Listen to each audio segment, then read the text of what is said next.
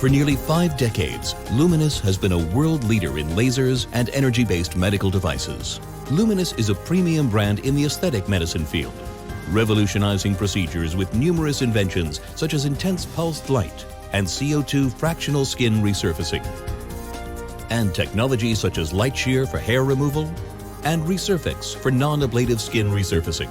In scar treatment, we dramatically improve patients' quality of life, providing better outcome than any other solution. The results can only be defined as medical miracles.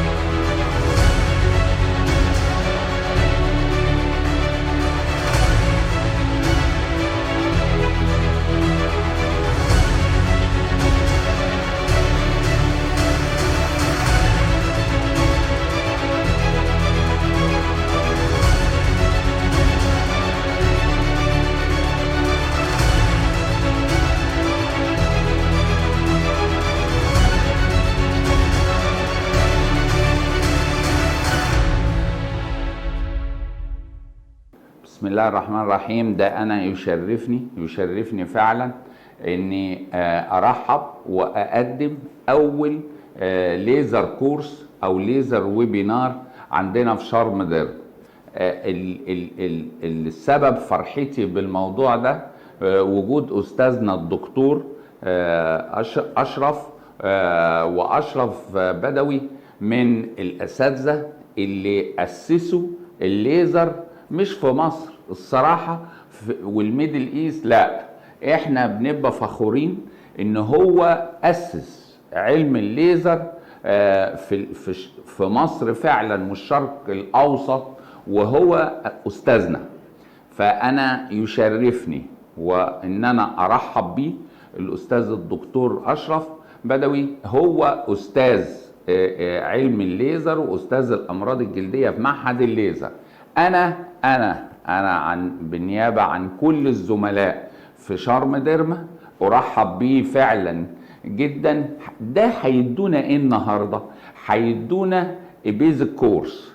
بيزك كورس هما معمول ومتظبط بواسطة الأستاذ الدكتور أشرف بدوي، وهو نائب رئيس الأكاديمية اليوروبيان اكاديمي لعلوم الليزر.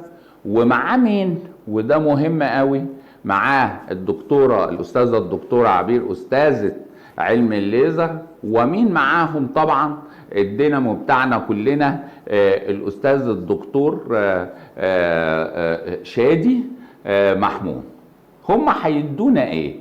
خدوا بالكم، هي دي معموله على تو سيشنز او 2. نمره 1 و2 و3 و4 هيدونا البيزك، بس المره دي هيبقى في حته ابلايد. ايه هي الابلايد بقى؟ ان ازاي ننظف الاجهزه، ازاي الاجهزه نعرفها، هنعمل بيزك ازاي. خد اليومين دول بالذات مع وجود الكورونا فيروس و محتاجين ان احنا نعرف شويه مين العيان اللي قدامي ده، هقدر اعمل له ليزر ولا مش هعمل له. الحته دي كلها كده على بعضها زي ما بقول دايما، هي دي اللي عايزين نتعلمها من الاساتذه في our first webinar in laser. وده 2 parts. ده النهارده هنعمل الفيرست بارت، وبعد شويه هنعمل السكند بارت. اعيد تاني واقول انا برحب باستاذنا كلنا في الليزر، الاستاذ الدكتور اشرف بدوي. ويا رب يا رب كلكم تستفادوا زي ما احنا كلنا ان شاء الله مستنيين ده. وشكرا. Those lasing media are materials which are having the capability of producing photons when they are stimulated. And those lasing media can be of different types. We can have gas, like the carbon dioxide laser, or like the excimer laser. It can be liquid, like the pulsed dye laser, where we have a liquid dye called coumarin or rhodamine. And it can be solid, like the alexandrite laser or the ruby laser or the Nd:YAG laser. Those are solid state lasers. And it can be also a diode laser, so semiconductor, and this is the diode laser. So all those are different lasing media. All are characterized by the ability of producing photons when stimulating. So this is the first word of light. So this is the lasing medium which we discussed. This lasing medium is not going to produce photons simultaneously. It needs to be stimulated. So this stimulation or pumping source can be electrical, can be optical. Optical is the most popular now in the flash lamps, but it can be electrical as well. And in many cases, those pumping sources, when they work, they will start to stimulate the lasing medium. So the lasing medium will start to produce photons. Each photon produced is going to stimulate another atom inside the lasing medium in order to produce a similar photon. And then each produced photon is going to stimulate another atom, and the photon production will start to increase. If this is the assembly of the laser system, then we would need to switch on the laser machine and wait for 7 hours in order to get a laser beam. And this laser beam is not going to be of enough intensity.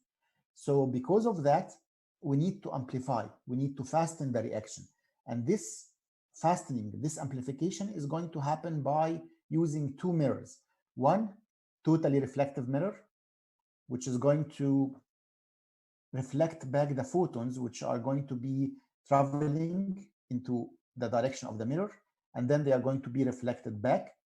While they are reflected back and traveling back, they are going to stimulate more atoms inside the lasing medium, producing more photons till they reach to the other mirror, which is not 100% reflective. It's only 95% reflective.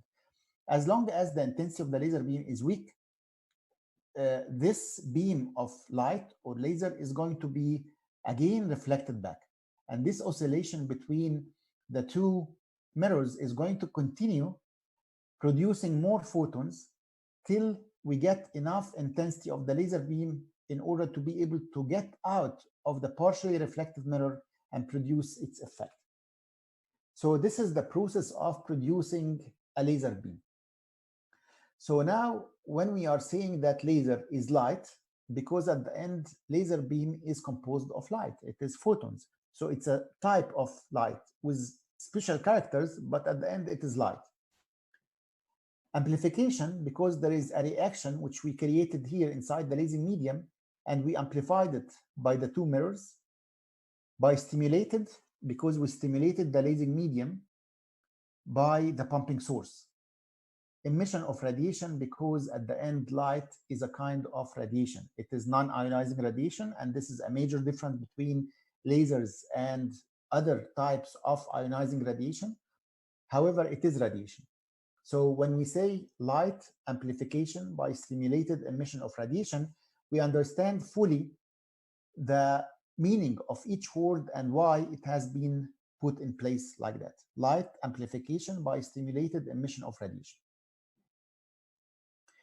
This is a diagram which is showing an example of a laser system. It's called helium neon laser. It's a laser which is not very popular now. It's used mainly in the physiotherapy and in the cold laser applications, stimulation of wound healing and stimulation of hair growth and rejuvenation and so on. It's not very popular now because now we have the LED, the light emitting diodes. But this example of a laser is composed of a laser cavity, which is containing a mixture of helium and neon gas. This is the lasing medium, and in this case, this is a gas laser. Then we have to have a pumping source. The pumping source in this case is electrical one, cathode and anode. So this is the pumping source, which is going to stimulate the lasing medium to start the production and the initiation of producing photons. And then we have to have the mirrors, 100% reflective mirror, and the other one is partially reflective mirror. It's 95% reflective. So this is the laser assembly, and any laser system has to have those components in order to be able to produce the laser. Now there is a missing part, which is called the delivery system. The laser beam, which is getting out of the cavity, needs to be delivered to the skin so that we are able to conduct the laser treatments. So we might have an optical fiber, like most of the laser machines. We can have an articulated arm, like the carbon dioxide and the ERBIM-YAG lasers, and some of the Q-switched lasers.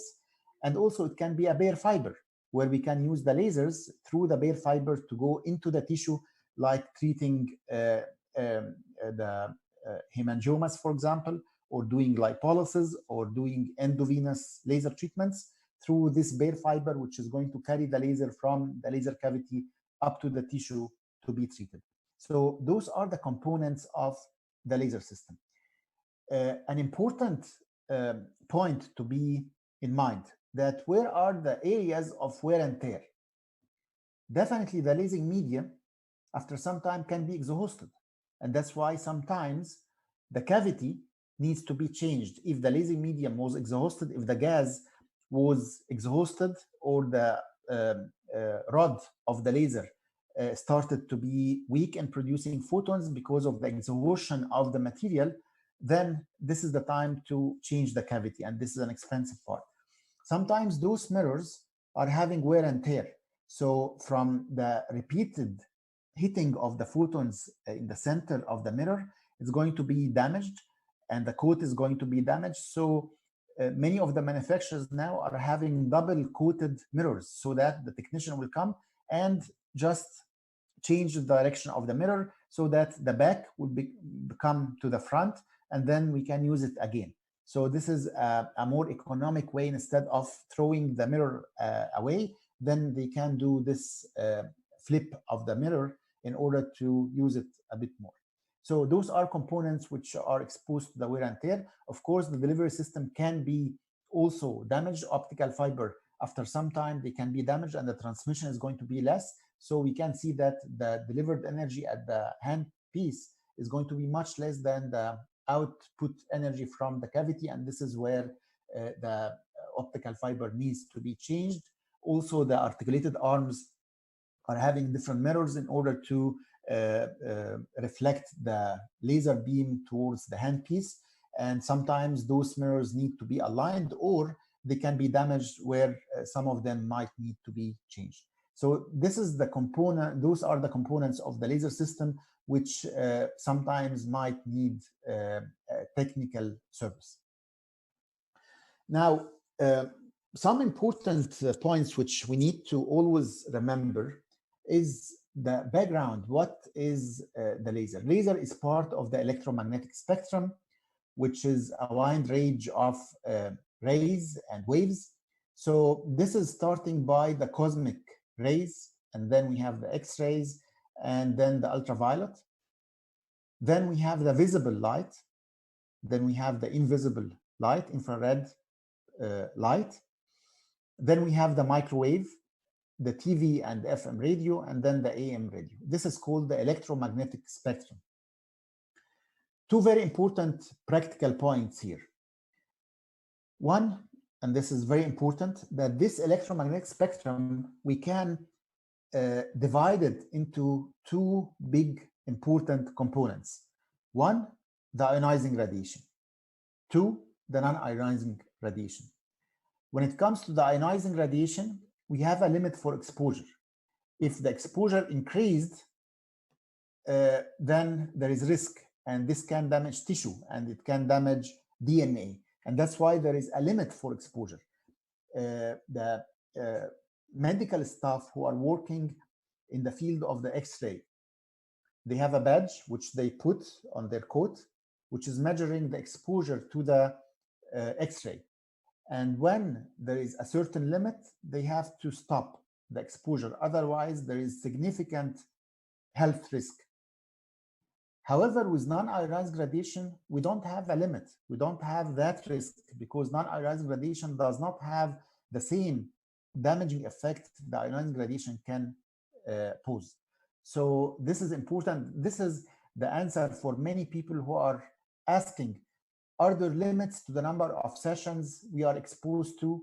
Is it a problem that I got 20 sessions of laser hair removal? Do I need to stop at a certain limit? No, there is no limit because this is non-ionizing radiation. And this is also the answer when we talk about laser and pregnancy. And this is a point which we'll discuss later. But because laser is non-ionizing radiation, so we don't have risks which are associated with the ionizing radiation. The other important point here is the fact that when we are dealing with lasers, either it is ultraviolet, like the excimer laser, which we use in order to treat the ultraviolet responsive skin diseases like psoriasis, vitiligo, lichen planus, sometimes atopic dermatitis. So we are using at that time the excimer laser, which is ultraviolet laser. And all the hazards of the exposure to the ultraviolet lasers, including the photosensitivity and photosensitizing medications, should be kept into considerations. However, when we are dealing with visible light lasers or infrared lasers, then the photosensitivity is not becoming an issue. So that's why sometimes I don't understand why in many laser manuals we have this contraindication, photosensitivity or photosensitivity inducing medications.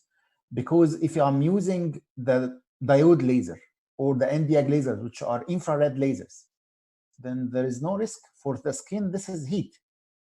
Also, if I'm using the visible lasers, the pulsed dye laser, the KTP, the ruby laser, the alexandrite laser, all of them are in the visible spectrum, and photosensitivity is not an issue because usually photosensitivity means sensitivity to the ultraviolet radiation.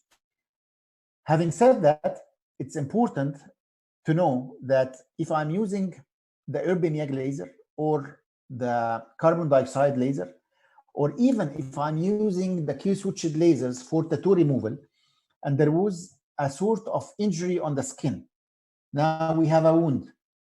And if the patient is having photosensitivity, during the healing process, if the patient was not protected from the sun, then there is risk of hyperpigmentation because of the photosensitivity. It's not due to the laser. So we have to be thinking like dermatologists. We have to understand the pathophysiology.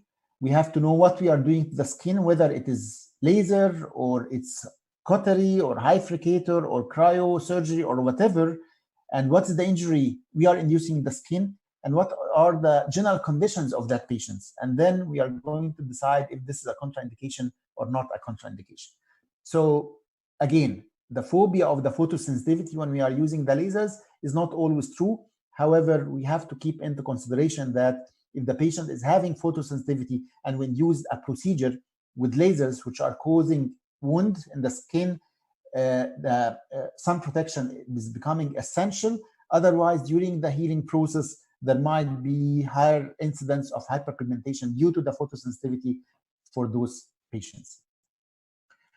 Now, it's also important to realize that we can get the 4 ranges of clinical light, which is the ultraviolet, the visible, the near infrared, and the mid infrared, either by using lasers or by using the pulsed light devices, which are popular devices present all over the world. And we have a lot of literature about using the IPL in the dermatology field.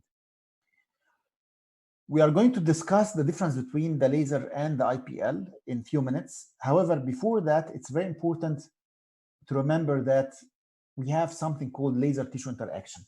Each pulse of laser is going to be emitted towards the skin surface. We are having certain energy we put in the laser pulse, and we expect that this energy is going to affect a certain target in the skin, and this target should be affected, whether we want to damage it or we want to stimulate it or whatever effect we would like to get, and we expect the effect to happen in full. However, what happens is that this beam of light, when it is applied to the skin, it is not going to be penetrating 100%. Portion of that beam of light is going to be reflected from the surface. Another portion is going to be scattered from a deeper layer.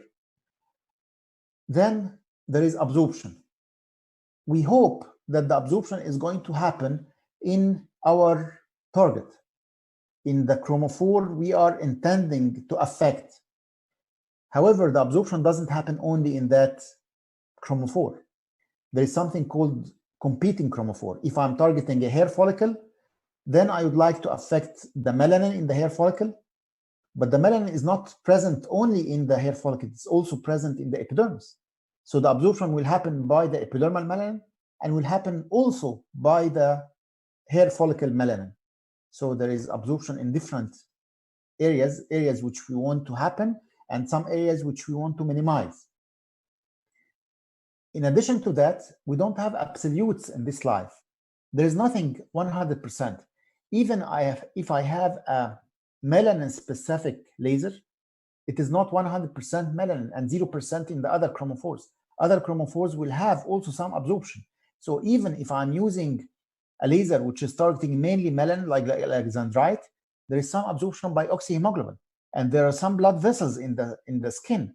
So there will be some partial absorption by the other chromophores. So the absorption is happening in different chromophores. We hope that we are able to be as specific as possible by confining the heat into our target and our chromophore of intention and less on the other structures in the skin. So the absorption is what we hope to get the effect from. Then there is forward scattering, and finally there is transmission. Those are laser tissue interactions. And because of this disruption of the distribution of the laser energy, we are obliged to use much higher energy than what we actually need. If I'm using the diode laser for hair reduction, depending of course on the system, but I might need 3-4 joules in order to damage a hair follicle, 3-4 joule per centimeter square.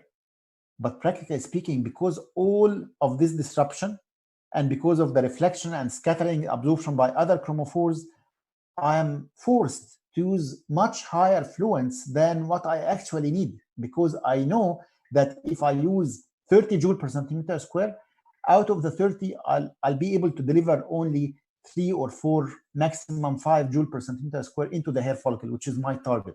And that's why it is important to use the appropriate fluence which is ensuring efficacy without damaging the skin. And this is going to be discussed in a few minutes, how to optimize the parameters of the laser. However, in this slide, there are two important points which I would like to highlight. In order to do a good job as laser practitioners, we have to minimize the amount of reflection and scattering from the laser beam so that we are having more energy to be delivered to the target. How can we decrease the reflection and scattering? By two important ways. Number one, we have to work on a clean, clear surface.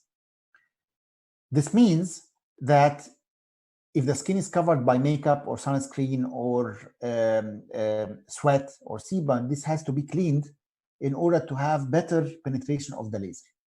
Second thing, if you are using a laser which is having no contact, non-contact with a spacer, it's very important to always hold the handpiece perpendicular on the surface of the skin, because we know from the physics that perpendicular beam of light will have less scattering and reflection. So those are two important things which we have to remember. Of course, if we have contact handpiece, then it is already in touch with the skin, so this is not an issue. But if it is non-contact handpiece, it is always very important to keep the handpiece perpendicular on the surface of the skin. Now, there are two very important terms which we need to understand and differentiate. I don't know if Dr. Shadi and Dr. Abir are with us and they can interact with us or no. I can see that they are muted. However, I would appreciate if they are able to be involved with us. Yes, okay. You're welcome, Dr. Shadi and Dr. Abir. Now, can we understand what is the difference between chromophore and target?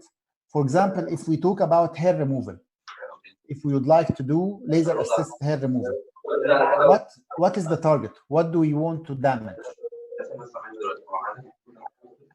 اولا دكتور اشرف، انا بشكرك على المحاضره الهائله دي جدا. ومعلش قبل ما نجاوب على السؤال، عاوزين نقول بس نقط مهمه من بعض الكومنتس اللي جات لنا من الناس، ان هم بيقولوا احنا يعني مش عايزين فيزيكس، احنا عاوزين نشوف تريننج. لا، ما هو انتوا لو ما شفتوش الاول الفيزيكس وفهمتوه على ايدين احسن حد بيعرف يشرح ليزر فيزيكس في العالم كله، مش هتعرفوا بعد كده تفهموا اي تفاصيل تانية. ما فيش استعجال ان انتوا عاوزين بسرعه تشوفوا يعني شغل، لا، لازم تفهموا الاول ليزر فيزيكس. دي نقطه. برضو في نقطه تانية، معلش دكتور اشرف، انا اذا كنت بخرج بره السياق شويه. كانوا في حد بيقول نقطه الالترا فايولت ريز، الالترا فايولت از ايونايزنج اور نوت ايونايزنج. لا، هو هنا حصل له زي كونفيوجن شويه. فاذا في امكانيه لحضرتك توضح النقطه دي قبل ما ننقل لنقطه ثانيه، انه كاتب الالترا فايولت از ايونايزنج اور نوت ايونايزنج. الالترا فايولت از نون ايونايزنج، طبعا ما هوش اتس نوت ايونايزنج. الايونايزنج هو الاكس راي والجاما ريز، انما الالترا فايولت طبعا ما هوش ايونايزنج راديشن. ولكن لما بنستخدم الالترا فايولت بيبقى في ايشو الموضوع بتاع الفوتوسنسيتيفيتي، انما اتس نون ايونايزنج راديشن. ودي النقطة الثانية اللي حضرتك أثرتها، ودي مهمة جدا جدا جدا، لأن معظم الناس اللي بيشتغلوا دكتوراه بيكتبوا فوتوسنسيتيفيتي تو بي افويدد، وهم مش عارفين ليه فوتوسنسيتيفيتي. فهنا الفوتوسنسيتيفيتي ممكن تحصل مع نوع معين من الليزر اللي هو الاكزيمر ليزر. حضرتك توافقني على كده؟ بالظبط. طبعا الاكزيمر ليزر طبعا. لكن بس النقطة الثانية يا دكتور عبير، ودي أنا برضو حاولت إن أنا أوضحها، إن حتى الأذر تايبس أوف ليزر لو هم نون ابليتيف وما حصلش اي ديسربشن للابيديرمس ما عندناش اي مشكله. انما لنفرض ان احنا بنعمل حاجه ابليتيف وحد عنده فوتو سنسيتيفيتي، المشكله مش هتحصل من الليزر، ما عندناش مشكله من الليزر لان اتز انفراريد سواء السي او 2 او الاربيمياج. ولكن احنا بقى عندنا في ووند، لو العيان عنده فوتو سنسيتيفيتي وابتدى يحصل هيلينج من غير ما يبقى فيه سان بروتكشن كفايه، ساعتها هيبتدي يحصل هايبر بيجمنتيشن بانسيدنس اعلى بسبب الووند هيلينج اللي هو ما هواش بروتكتد في عيان عنده فوتو سنسيتيفيتي. ده اللينك. فاحنا محتاجين دايما، وده عشان كده بنقول ان في فرق كبير بين ان اللي بيشتغل بالليزر حد has medical background or someone who is not having this kind of knowledge. Then the incidence of problems might be higher if it is not يعني properly addressed those issues. صحيح. يعني ده بيز لازم الناس تبقى فاهماه كويس قوي، ان احنا النهارده بتحط الفاونديشن بتاع ان واحد هيبتدي يشتغل ليزر لازم يبقى فاهم كويس قوي الفيزيكس بتاعتها. دي نقطه. في نقطه ثانيه برضو اثروها في الاسئله، انه هل هيبقى جزء تريننج؟ فاحنا بنقول لهم لا، النهارده الجزء ده انت بتعمل ستريس على انك تفهم الفيزيكس، بعد كده هتعرف الشغل هيجي بعد كده ازاي. دي نقطه حضرتك اثرتها برضو مهمه قوي يا دكتور اشرف. لو الهاند بيس مش ان كونتاكت مع السكان، دي نقطه في منتهى الخطوره، لانه ناس كتير هو في صدى صوت شويه. لا انا سامع الصوت كويس. سامعني كويس تمام. كانوا بيقولوا انه ليه بيحصل مثلا بيجمنتيشن او بيرن واحنا بنشتغل هير ريدكشن؟ ليه مثلا؟ هو دي في الكلينيكال بارت اللي في الاخر هيبقى في بعض الصور اللي احنا هنقدر ان احنا نتكلم على الموضوع ده. في حد بيقول ان الصوت مش واضح مش عارف ليه، ولكن انا just wanted to comment يا دكتوره عبير انه اولا الشارم ديرما they made a questionnaire about the topics of interest and most of the people requested the basics. عشان كده that's why we are starting with the basic laser physics and laser tissue interaction. Having said that, having said that, all the points I discussed till now are practical points, and I didn't discuss watt and joule. What is the definition of joule? What is the definition of watt? I'm talking about what do we need in order to get the best effect. What is the risk of photosensitivity versus with different types of lasers. So without understanding those basics, we cannot do a good job in the practical, in the clinical. And every single information we discussed so far are having a very important practical applications. We never discuss something theoretical without any practical and clinical importance. تمام. ده مهم جدا جدا، من غيره ما حدش هيقدر يفهم الليزر ولا هيقدر انه يقدر يعني get away from the complication. تمام. دكتور اشرف اشكرك كتير جدا، والله معلومات قيمه جدا، ولو ما خدناش النهارده معلومات البيزك دي صدقني يعني هيفقدوا كتير جدا ويفهم الجهاز بتاعه ويحافظ عليه. دي حاجه مهمه جدا. احنا كتير قوي بيعرفوا يشتغلوا لكن ما بيعرفوش يعرفوا الاندرلاين، يعني حتى ما يبقى مهندس صيانه معاه ما بيبقاش فاهم نقط بسيطه ممكن يقدر يجادل فيها مهندس صيانه ويقدر يوصل لافضل حل للجهاز بتاعه. تمام. انا هرجع بس ما نضيعش وقت. انا هستاذن حضرتك اللي عاوز يحط سؤال يحطه على الكويشن ده انسر مش الشيتنج عشان نقدر نتابعه. رقم 2 هنرجع للبوينت بتاعت سؤال حضرتك الكروموفور ان تارجت. تمام. كروموفور ان تارجت دي حاجه يمكن المثال الشهير فيها الفاسكولار والهير ريدكشن. لان انا عندي في الهير عندي كروموفور هعتبره الميلانين، وعندي تارجت هعتبره الستيم سيلز والفاسكولار اليمنت اللي بيعمل فيدنج للهير بوليك. بالظبط يا دكتور شادي. يعني this is really very important to understand لان many users are confused between the meaning of target and meaning of chromophore. In hair reduction, the target is the hair follicle itself. This is what we want to destroy in order to eliminate and decrease the regrowth of the hair. Chromophore is the melanin.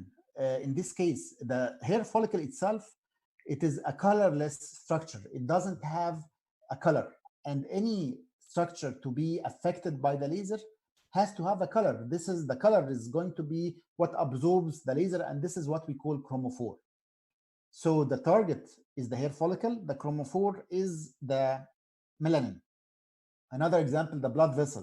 When we are treating vascular lesions, the target is the wall of the blood vessel. The chromophore is the hemoglobin or oxyhemoglobin. So the blood vessel wall doesn't have a color.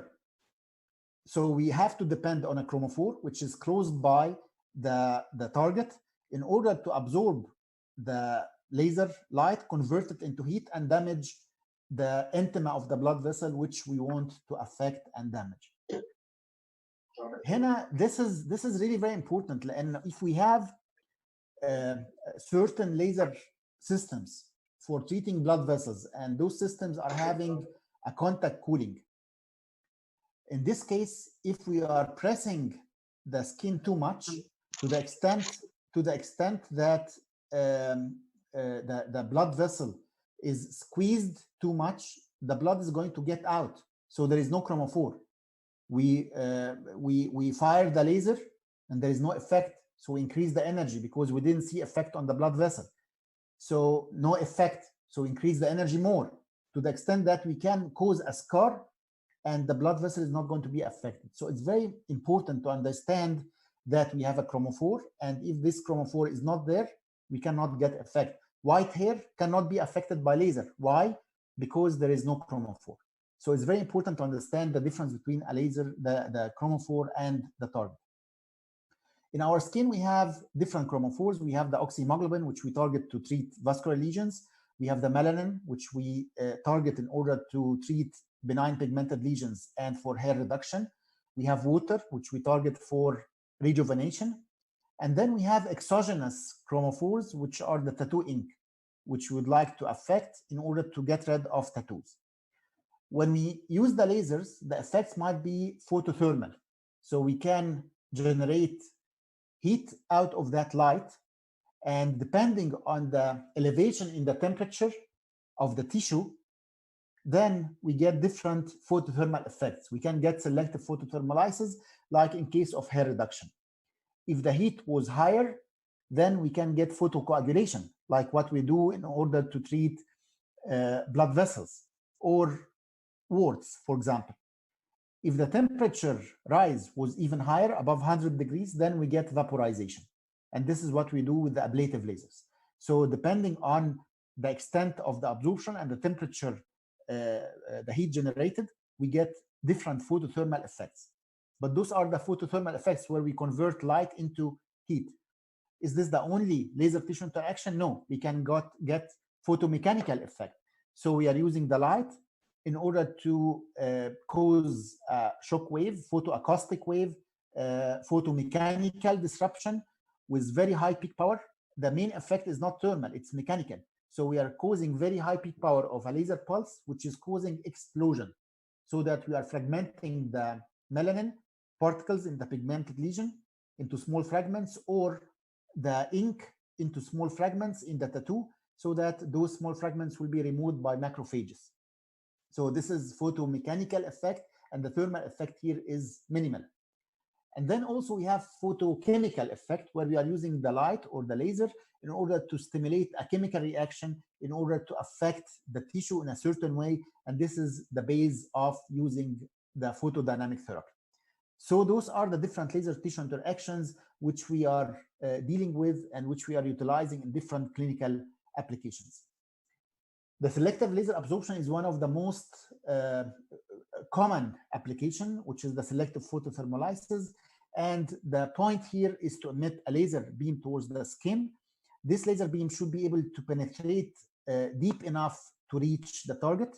The target should be able to absorb that light and convert it into heat if it is a photothermal effect. And this heat should be confined to the target, selective to the target, so that the target is selectively affected without damaging the surrounding tissue. So this is the selective photothermolysis. So if we have a target like those two blood vessels, if you would like to affect them by laser, we aim a laser beam towards the skin, which should be blind for everything except its target. It shouldn't see anything in the skin except its target as much as possible. In order to do that, we have to get a wavelength which is highly absorbed by the chromophore of intention and less with the other chromophores.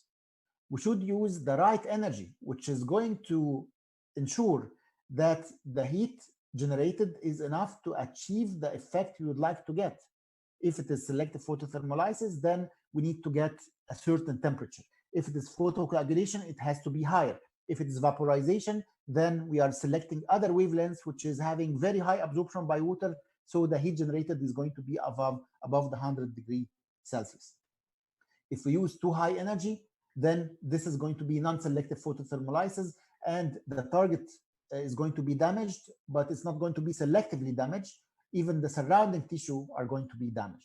this is something we don't want. Otherwise, instead of using the laser, use the cautery, use something crude, get an iron. But to be selective, we have to use the right energy.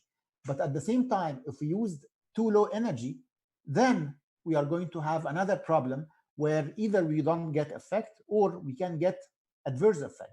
Instead of selective photothermolysis, we get photobiostimulation, and people, instead of reducing the hair, will come back complaining of increased hair growth. So the adjustment of the right energy is very important to get the optimum effect.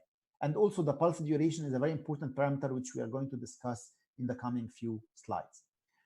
This is a small video which shows the selectivity of the laser. We have two balloons, a dark balloon inside a white balloon. The dark balloon is having the chromophore. It has the color, which is going to be absorbing the laser. The white balloon is having no chromophore. So the laser will pass through the white balloon without affecting it, and then it's going to be absorbed by the black balloon, and we are going to see the impact on the black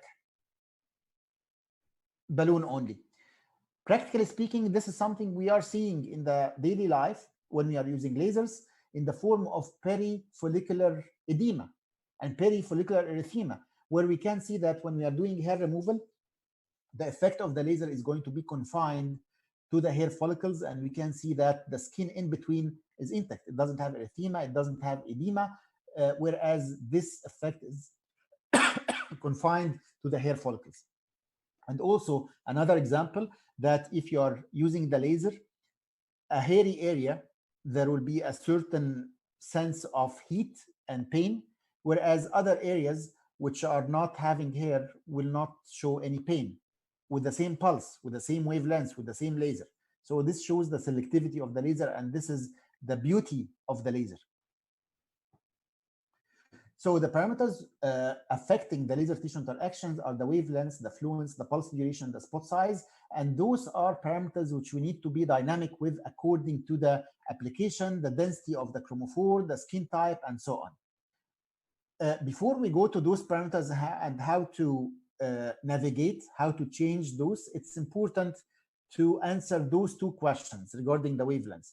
What's the difference between the laser and the IPL, and how to select the wavelength? We have multiple options in many clinics now. We have more than one wavelength to achieve the same clinical application, hair removal.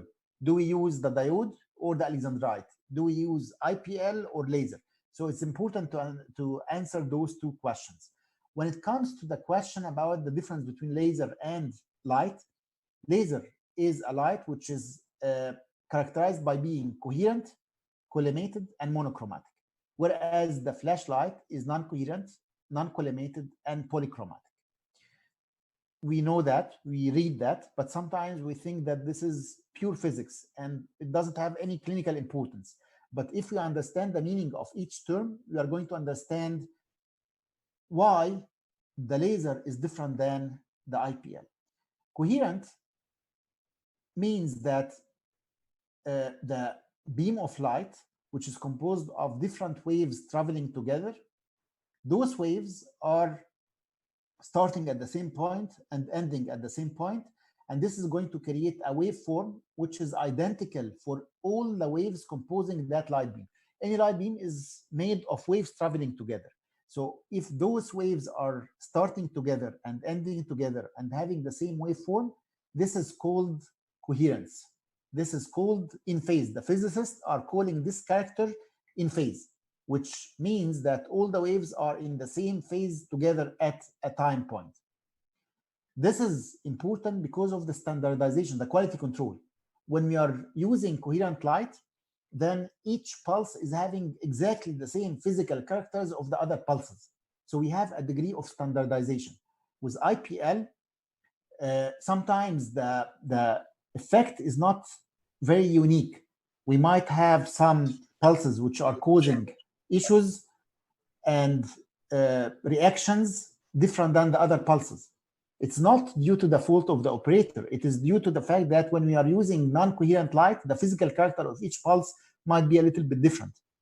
And those who use the IPL will tell you, when I'm working on a full back or a thigh or a large body part, some pulses will do different effects. Some pulses will do great job, very nice clinical effect. Some others will cause some crust formation and scabbing, and some others will do nothing. And they think that it is the fault of the operator. No, it is the non-coherent light, which is not very standardized like the laser. The other character of the laser is being collimated, and collimated means that the waves are traveling parallel to each other, and that's why the laser beam can travel very long distance with very minimal divergence. And that's why they use the laser in the wars, in the laser-guided missile, where they can aim a laser beam towards a target on the ground, and the missile will follow that laser beam to its target and without deviation. Is this important practically in our field? Of course, because sometimes the target is deep. It is in the dermis, dermal pigmentation, deep hair follicle, large vessel, which is deep. So in this case, we need to convey enough amount of energy into the deeper layers of the skin. So the collimated character of the laser will allow it to penetrate deeper than an IPL.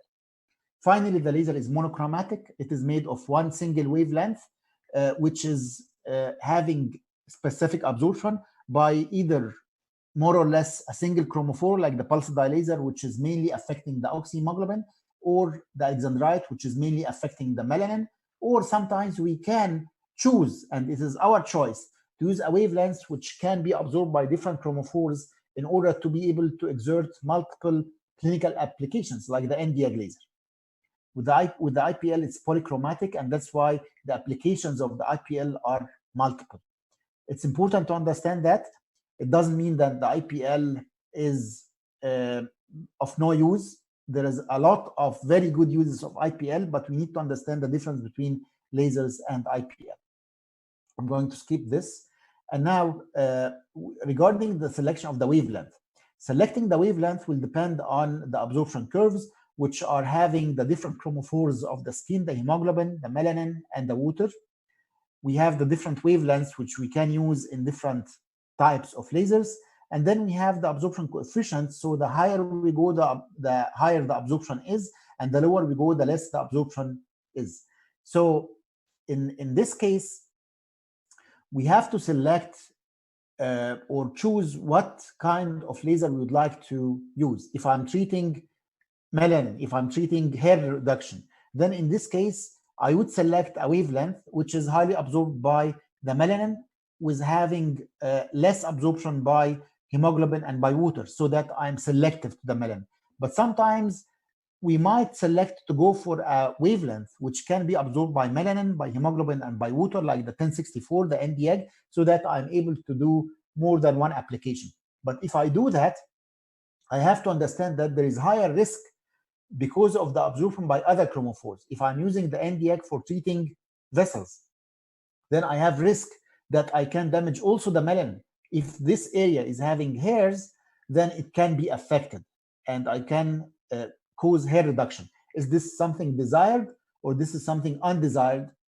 All those are clinical situations which we need to understand how select the appropriate wavelength and appropriate laser type in order to get the optimum outcome with it. For hair reduction, for example, we have different types of lasers, like the ruby laser, like the eczendrite laser, which are having high absorption by melanin. So they are used and they are very effective even when the hair becomes fine. However, they are not very safe when the skin becomes dark. So that's why the diode and the Nd:YAG lasers were introduced in order to address the dealing with darker skin types safely. And many people think that those lasers are confined and limited to the dark skin. No, whatever is safe in dark skin, it is going to be even safer in the finer skin, in the lighter skin. So diode and Nd:YAG, they are safe in dark skin and they are safer in the light skin. But the problem with those lasers is that the absorption is less, and that's why they are safe in dark skin.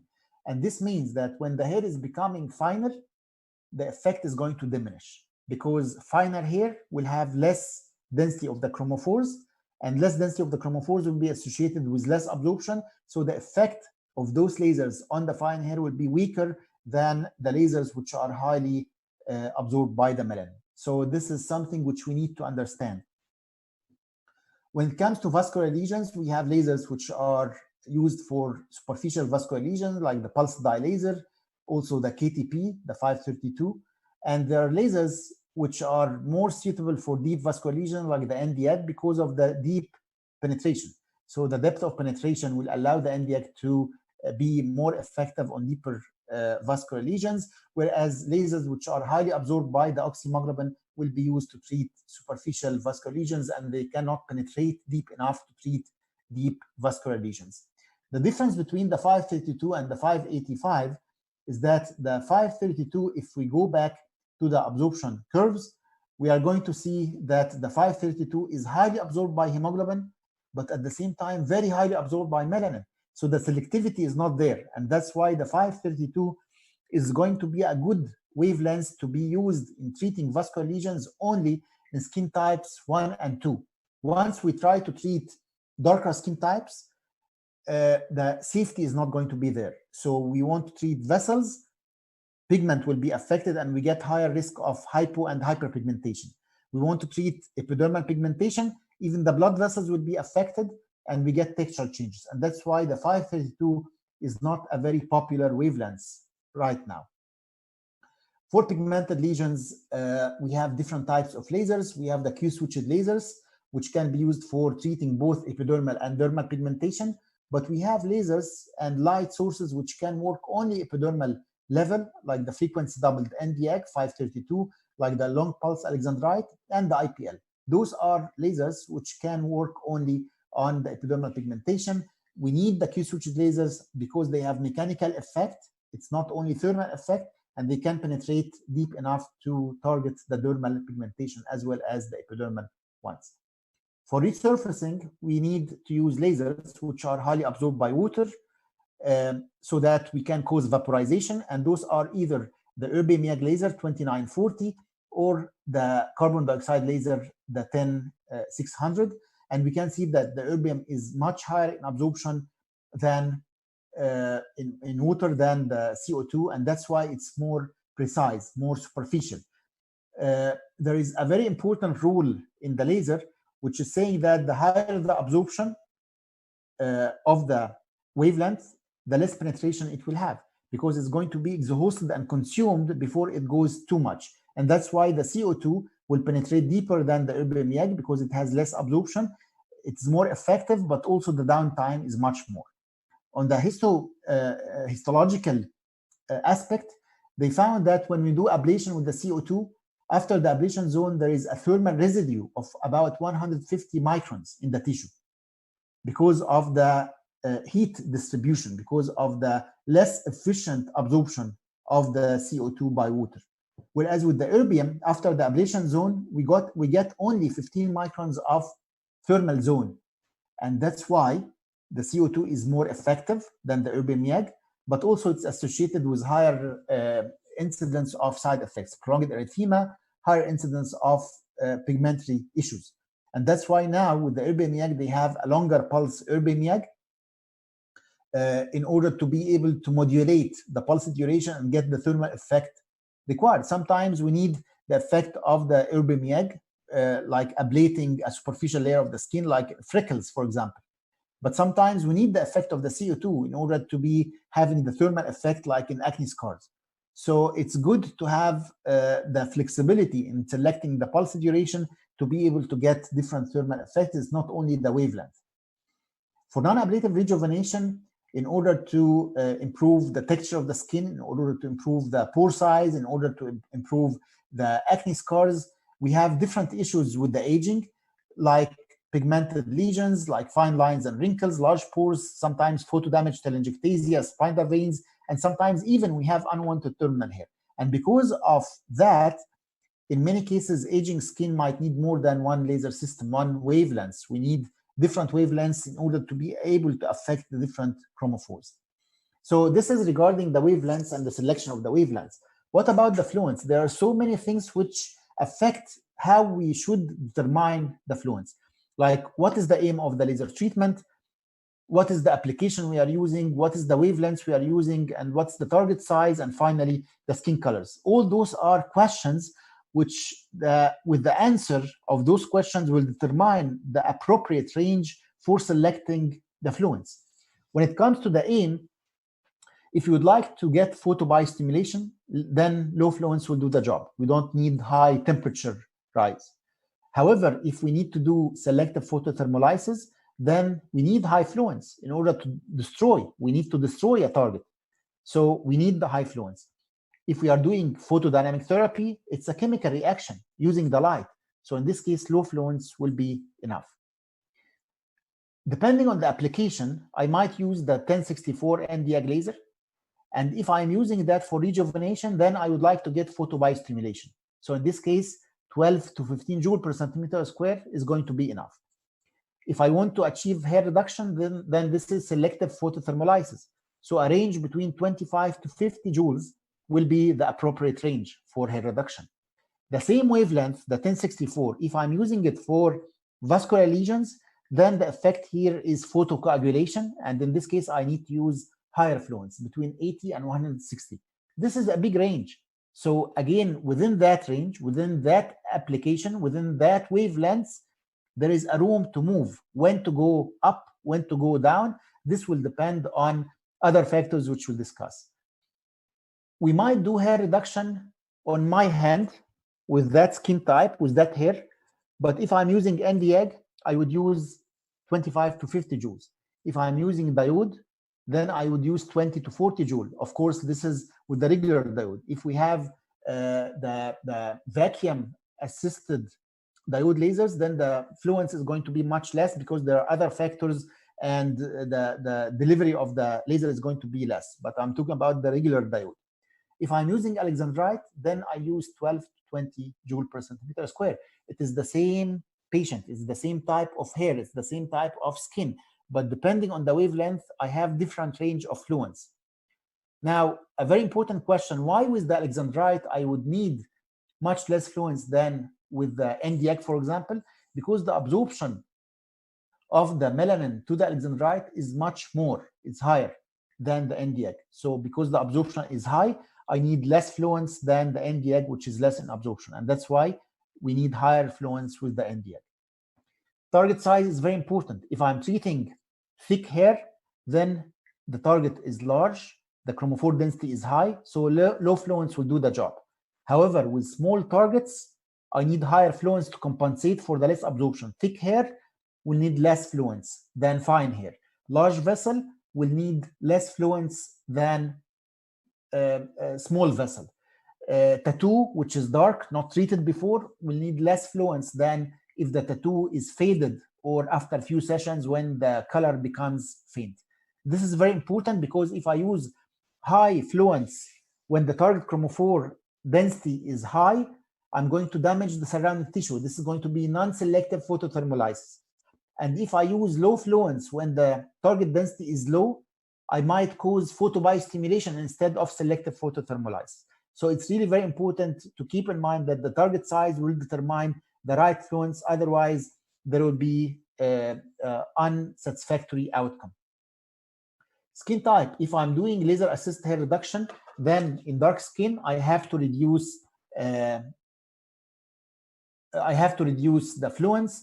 If I'm treating fair skin, I can increase the fluence if required. It is not necessary to start with high fluence from the beginning. If I have a patient who is having thick hair and the skin is fair, I would use low fluence to reduce the pain, to reduce any risk of damaging the skin, burn, and so on.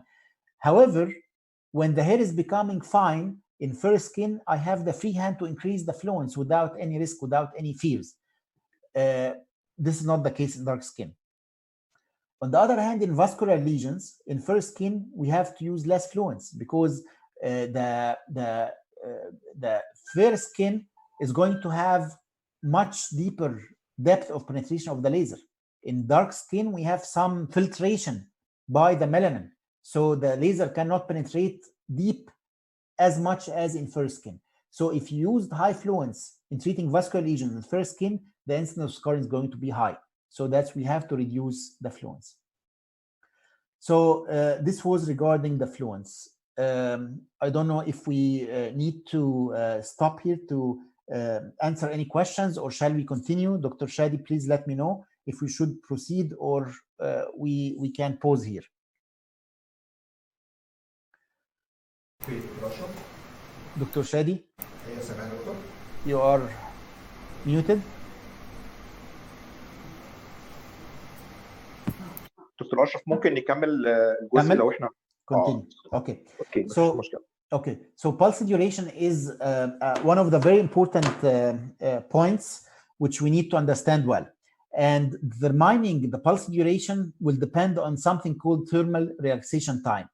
What is the thermal relaxation time? By definition, it's the time necessary for the target to cool down 50% through the transfer of its heat to the surrounding tissue via thermal diffusion. This seems to be a bit complicated, but let us explain that. If I am exposing a certain chromophore to the laser, with the beginning of the laser pulse, the temperature of that chromophore is going to increase to a certain extent till we reach the maximum. And then at that point, this chromophore is going to start to radiate and spread the heat to the surrounding tissue. When that happens, the temperature of that chromophore will start to decline. When it reaches 50% of the maximum heat, this time here is called the thermal relaxation time for that particular chromophore. So the thermal relaxation time is the time required by the target to lose 50% of the acquired heat by diffusing the heat to the surrounding tissue. Why this is important? Because before we reach the thermal relaxation time, the target or the chromophore is containing more than 50% of the heat of the laser pulse. So we are going to affect that chromophore. However, after the thermal relaxation time, this chromophore had the chance to thermally relax, has the chance to diffuse more than 50% of the heat to the surrounding tissue. So if we want to affect a target, if we want our laser pulse to affect a target, then we have to use a pulse duration shorter than the thermal relaxation time so that the temperature is going to be above 50% confined to the target. If we don't want the laser to affect a certain target, like for example, the epidermal melanin hair removal, we don't want to damage the epidermal melanin. So in this case, we are using a pulse duration longer than the thermal relaxation time of the epidermal melanin so that the temperature will go down and the epidermal melanin will diffuse the heat to the surrounding tissue and will not be affected. So this is the thermal relaxation time. The thermal relaxation time is dependent on the size of the chromophore. So epidermal melanin, they are small structures, will have short thermal relaxation time. Hair follicle melanin is large, so they have longer thermal relaxation time. So epidermal melanin will have 3 to 10 millisecond thermal relaxation time. The hair follicle melanin will have 40 to 100 milliseconds. If I don't want to damage the epidermal melanin, then I have to give a pulse duration above the thermal relaxation time, so it has to be above 10. And if I want to affect the hair follicle melanin, then the pulse duration has to be shorter than the thermal relaxation time, shorter than 40. So the ideal range for hair removal will be above 10 milliseconds and less than 40 milliseconds. This is the ideal range for hair removal. If I use shorter pulse duration than 10, I have risk of epidermal damage. In this case, I have to use very good cooling, otherwise I can damage the epidermal melanin. And if I use much longer pulse duration than 40 milliseconds, then I have risk of ineffective treatment. So this is the ideal range for hair reduction, above 10 and below 40 milliseconds. Even for treating blood vessels, because we might be dealing with different size of blood vessels, microvasculature like non-ablative rejuvenation, or fine telangiectasia or spider veins or reticular leg veins. So the larger the vessel, the longer the pulse duration. So in microvessels, 0.3 to 0.6 millisecond will do a great job in non-ablative rejuvenation because it can target the microvessels. For fine telangiectasia, I need 10 to 20 millisecond pulse duration. For spider veins, we need 20 to 30 milliseconds. For reticular veins, we might need up to 40 milliseconds. We can see that the larger the chromophore, the longer the thermal relaxation time. So I have to use a longer pulse duration in order to be able to affect that target without affecting the other chromophores. If I use the laser to treat spider veins, it is more appropriate to use 20 to 30 milliseconds than 10, because if I use 10, I can affect smaller vessels which are superficial, which are not my target. And that's why I have to use 20 milliseconds so that I'm using a thermal excision time, a pulse duration longer than the thermal excision time of these small vessels, and at the same time shorter than that large vessel. And that's why it's very important to understand the thermal excision time of the target chromophore and that of the competing chromophore, so that I'm using a longer pulse duration than the chromophore I don't want to affect, and shorter than the thermal excision time of the chromophore I would like to affect. I hope this is clear, because this is a very important point. Spot size is another very important parameter. So we know that the larger spot size will penetrate deeper. So if I have a deep structure, deep target, then I have to use a larger spot size to penetrate deeper enough to damage the target. However, if I'm using the laser to treat targets which are superficial, it doesn't make sense to use larger spot size, because larger spot size will be associated with deeper penetration. Deeper penetration means more pain, and patient is going to be in pain without any additional benefit. So if you are treating the hair in the upper lip, the hair follicles in this area is not very deep, and it doesn't make sense to use very large spot size, 15 or 20, because this is not going to help in improving the results, and it's going to be associated with pain. It makes sense, better sense, to use 7 or 10 millimeter spot, which is going to have enough depth of penetration without any more pain. If the hair follicles are deep, then at that time we need to use a larger spot size. Another very interesting thing, which is here, if I'm using 5 millimeter spot, then the relative area is 0.5. If I use 7, it becomes 1. 10, relative area is 2. So the 10 millimeter spot is covering 4 times more than the 5. It's not 2 times more. So the coverage here is very important, and that's why when we are using larger spot size, of course, we are having better speed because the coverage is going to be much better, but we have to keep in mind that larger spot size, deeper penetration, more pain. Overlapping should be in the range of 10 to 30%, between 10% to 30%, according to the type of laser you are using. Some of the lasers are having Gaussian beam. In this case, we need 30% overlap.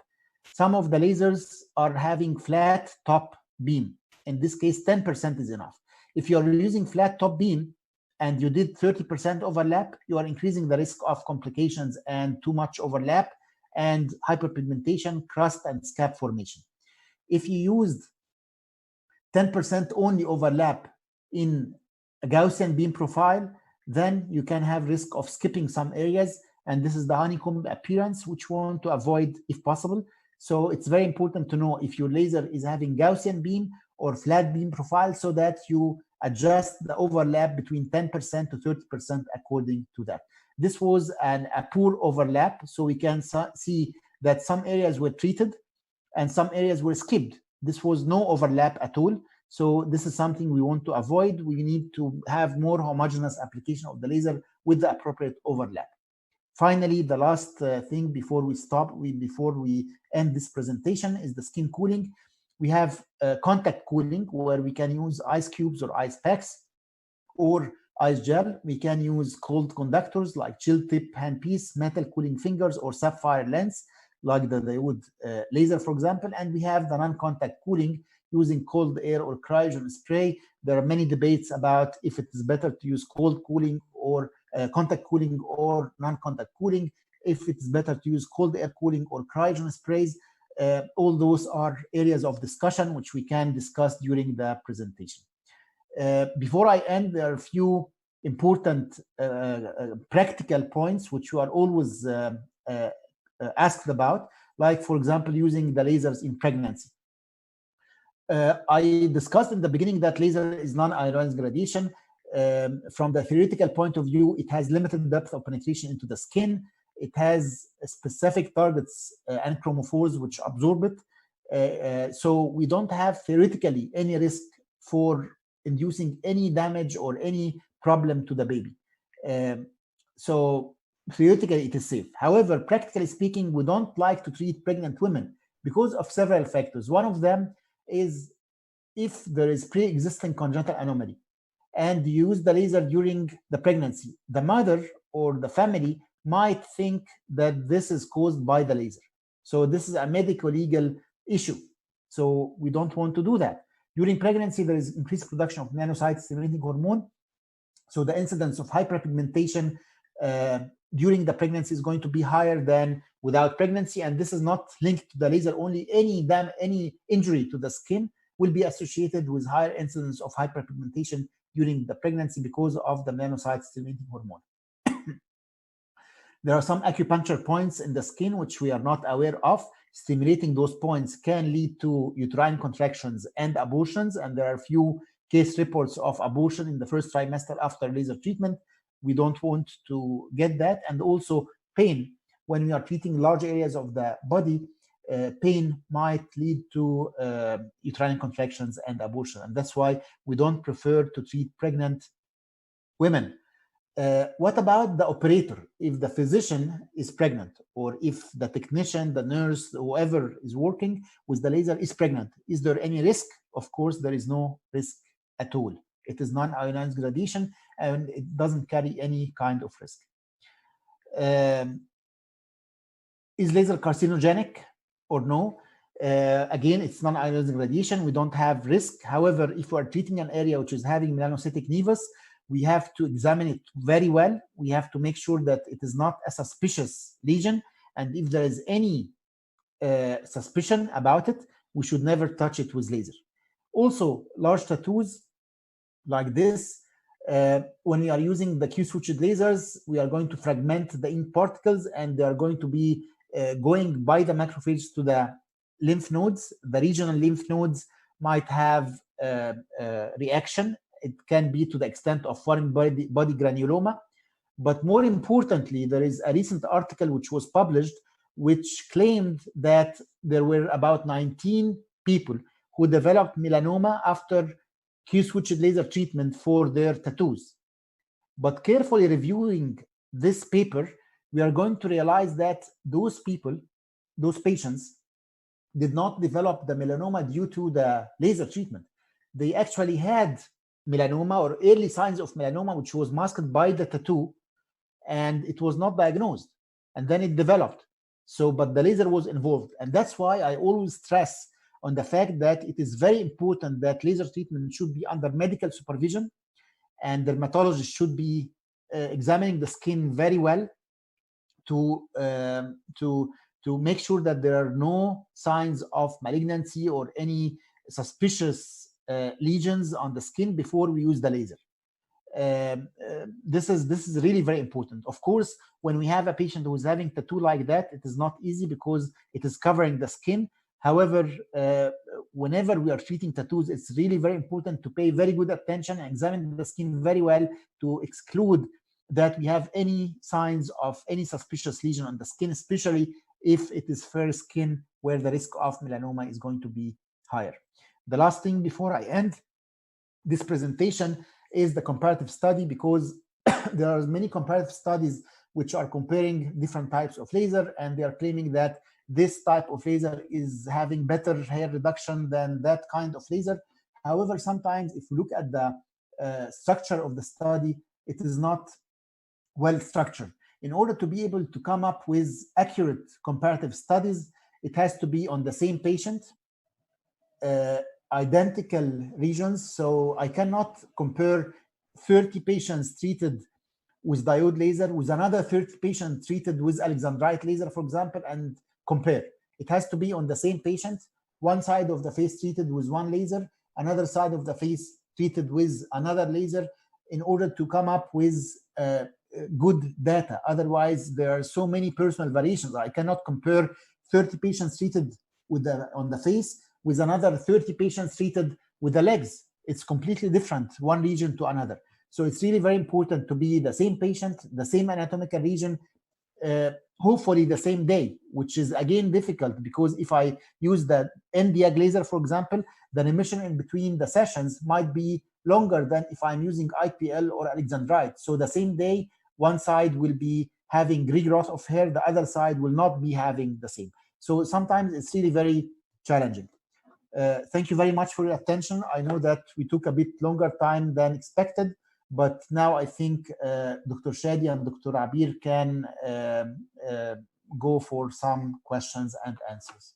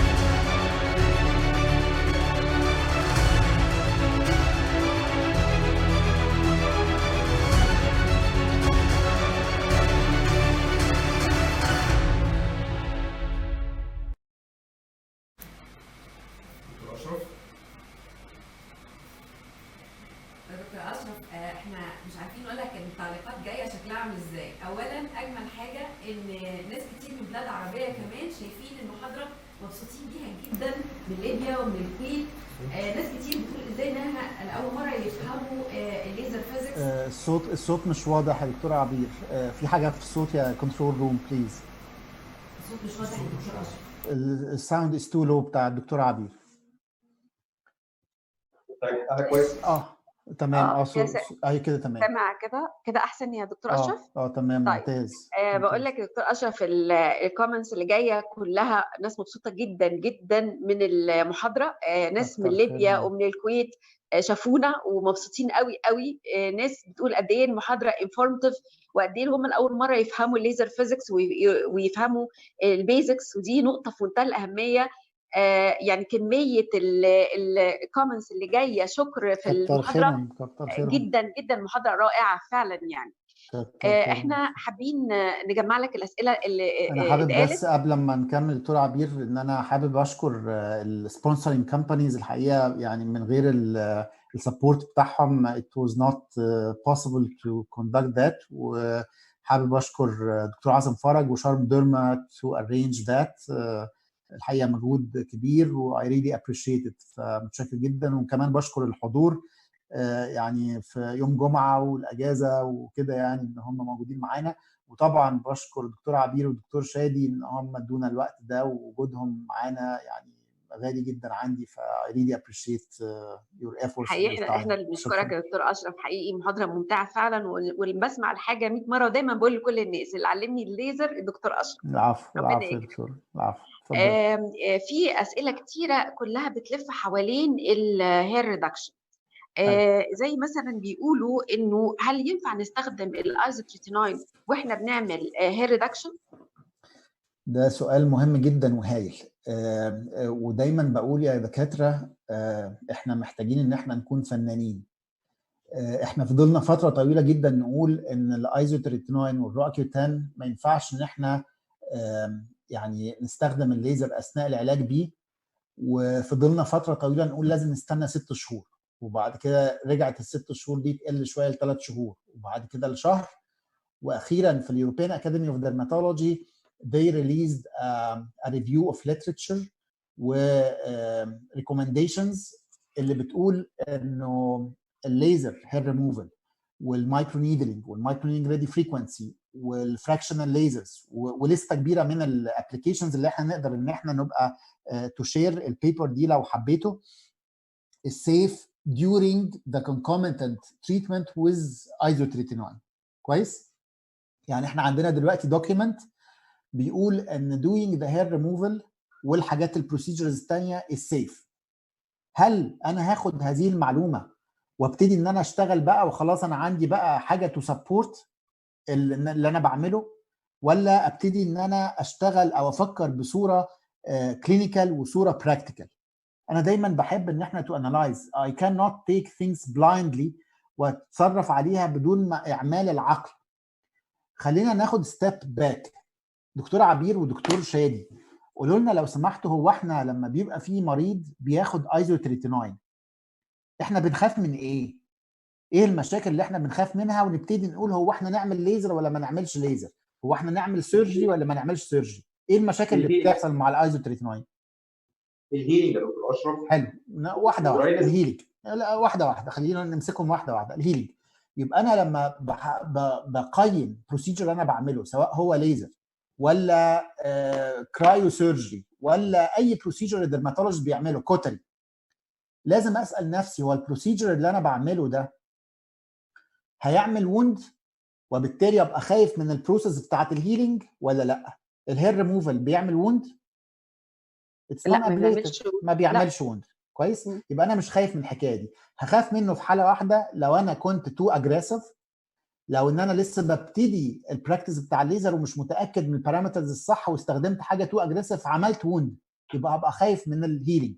فلو حد بيبتدي يبقى ما يعملش لحد عنده بياخد ايزوتريتينوين، لان انا لو فرض ان انا استخدمت حاجه غلط وعملت ووند يمكن يبقى في مشكله في الهيلينج. انما لو حد اكسبيرينس وبيعمل هير ريموفال this is not a concern، يبقى دي ما هياش حاجه هشغل بالي بيها خالص وانا بعمل هير ريموفال. صح؟ تمام. ادي الموضوع بتاع الهيلينج. ايه المشكله الثانيه؟ بيتكلموا برضه في لا في الايزوتريتينوين. بنكمل الايزوتريتينوين. المشكله الثانيه الفوتوسنسيتيفيتي. صح؟ بالظبط. طيب يبقى نرجع بقى للموضوع اللي احنا قلناه في الاول، عشان كده البيزكس مهمه يا جماعه. الفوتوسنسيتيفيتي، هو انا بستخدم الترا فايولوت ليزر، بستخدم اكزايمر ليزر. لو بستخدم اكزايمر ليزر لواحد بياخد ايزوتريتينوين هيعمل له هايبر بيجمنتيشن.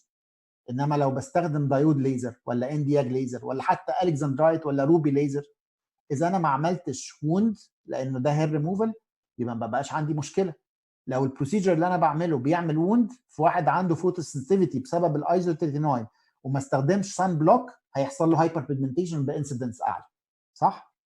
تمام. يبقى دي النقطه الثانيه مع الايزوتريتينوين. النقطه الثالثه ان الايزوتريتينوين بيسبب دراينس اوف ذا سكين، واحنا عارفين ان الدراي سكين الرياكشن بتاعه للليزر از مور اجريسيف. ننسى الايزوتريتينوين، لو بنعمل هير ريموفال لحد الجلد بتاعه دراي، ايه اللي بيحصل؟ ما ده اكتر ناس جلدهم بيتحرق، صح؟ صحيح. واكتر ناس بيحصل لهم سكاب فورميشن بغض النظر عن الايزوتريتينوين. يبقى اذا لو العيان على ايزوتريتينوين او ما هواش على ايزوتريتينوين، لو جيت اعمل هير ريموفال ولقيت الجلد فيري دراي، I have to use cleansing milk او I have to hydrate the skin شويه قبل ما اعمل الليزر عشان يبقى الليزر تيشو انتر اكشن mild not aggressive. دول البوينتس اللي انا محتاج ان انا احطهم في الاعتبار، وبالتالي I cannot take it granted ان سيف مع الايزوترينوين زي ما البيبرز بتقول، ولا ان انا اقول ان هو لازم استنى 6 شهور. الكونديشنز دي موجوده. البروسيجر اللي انا بعمله ابليتيف ولا انا ابليتيف، هيسبب لي ووند ولا مش هيسبب ووند، الجلد دراي ولا ما هوش دراي. as long as I understand those issues مش محتاج بقى ان انا ابقى بقول احط rules solid without thinking. Does that answer the question؟ في سؤال بيسال يا دكتور في نفس النقطه. هو بيقول طيب ما هو الفراكشنال مايكرو تشانلز صغيره يعتبر وقت صغير، صح، دي تمثل مشكله برضه مع الايزو. ما هو الايزوتريتينوين الستاديز اللي هي اللي انا بتكلم عليها كمان شككت في قصه ان الهيلينج بيبقى امبيرد.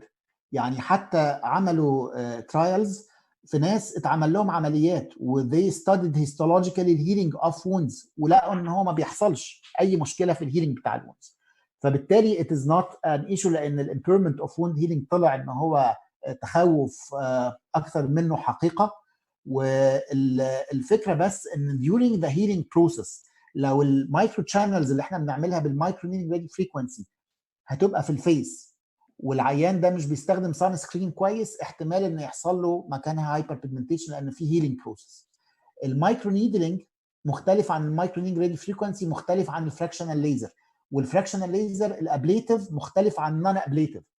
فالدامج اللي انا بعمله هو اللي هيديني انسر على الكويشن. لو انا بعمل مايكرو نيدلينج مفيش حراره وفي خلال 90 دقيقه السكين هيقفل، يبقى ما عنديش ريسك اوف هايبر بيجمنتيشن حتى لو العيان عنده فوتوسنسيتيفيتي، صح؟ المايكرو نيدلينج راديو فريكوانسي زيه زي النون ابليتيف فراكشنال، انا ما عنديش حاجه قوي ديستربشن للابيديرمس. ففي الحاله دي القصه بتاعت الهايبر بيجمنتيشن از نوت ان ايشو. السؤال بس يا دكتور شادي ان الحاجات البروسيجرز اللي هي بتعمل ستيميليشن للكولاجين زي المايكرو نيدلينج والمايكرو نيدلينج فريكوانسي والفراكشنال ليزرز ابليتيف اور نون ابليتيف، هل الكولاجين ستيميليشن during the isotretinoin treatment هيبقى as effective as away from the isotretinoin treatment؟ This is something which was not studied وانا ما عنديش answer ليها، ما اعرفش. بس اذا في واحد بياخد isotretinoin علشان اي سبب active acne or whatever، يعني اعتقد ان احنا نستنى لما الاكتيف اكني سبسايد وبعد كده خلاص نوقف الايزوترينوين وساعتها نبتدي نعمل البروسيجرز بتاعه الستيميليشن اوف كولاجين. ما حبكش during that time لان انا اخشى انه يبقى الستيميليشن اوف كولاجين يبقى اضعف من لو استنينا شويه ان شاء الله حتى شهر بعد ما نوقف الايزوترينوين. This is my opinion. انا مش عايز ان انا اعمل procedure and to charge the patient something while I'm not sure if the effect is going to happen ولا لا.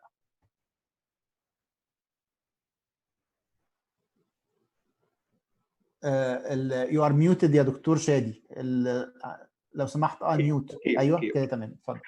السكاترنج يا ترى السكين تكتشر او الثيكنس او حتى الموسترايزيشن الهايدريشن بتاع الجلد بيفرق معايا في السكاترنج؟ طبعا، يعني ده بيخليني ان انا اغير الستيت بتاعتي وانا شغال 100%. في ستاديز قالت ان السكين البري تريتد باي ريتينول باي مايكروديرمابريشن باي كيميكال بيلينج بيبقى الهايبركيراتوزس اقل، وبالتالي الاوبتيكال بنتريشن بيبقى افضل، وبالتالي في الحاله دي less fluence less energy might get even better results. وكل ما احنا قادرين ان احنا نقلل الانرجي اللي احنا بنستخدمها وفي نفس الوقت ما نقللش الافكتفنس، كل ما يبقى افضل. البين هيبقى اقل والسايد افكتس هتبقى اقل.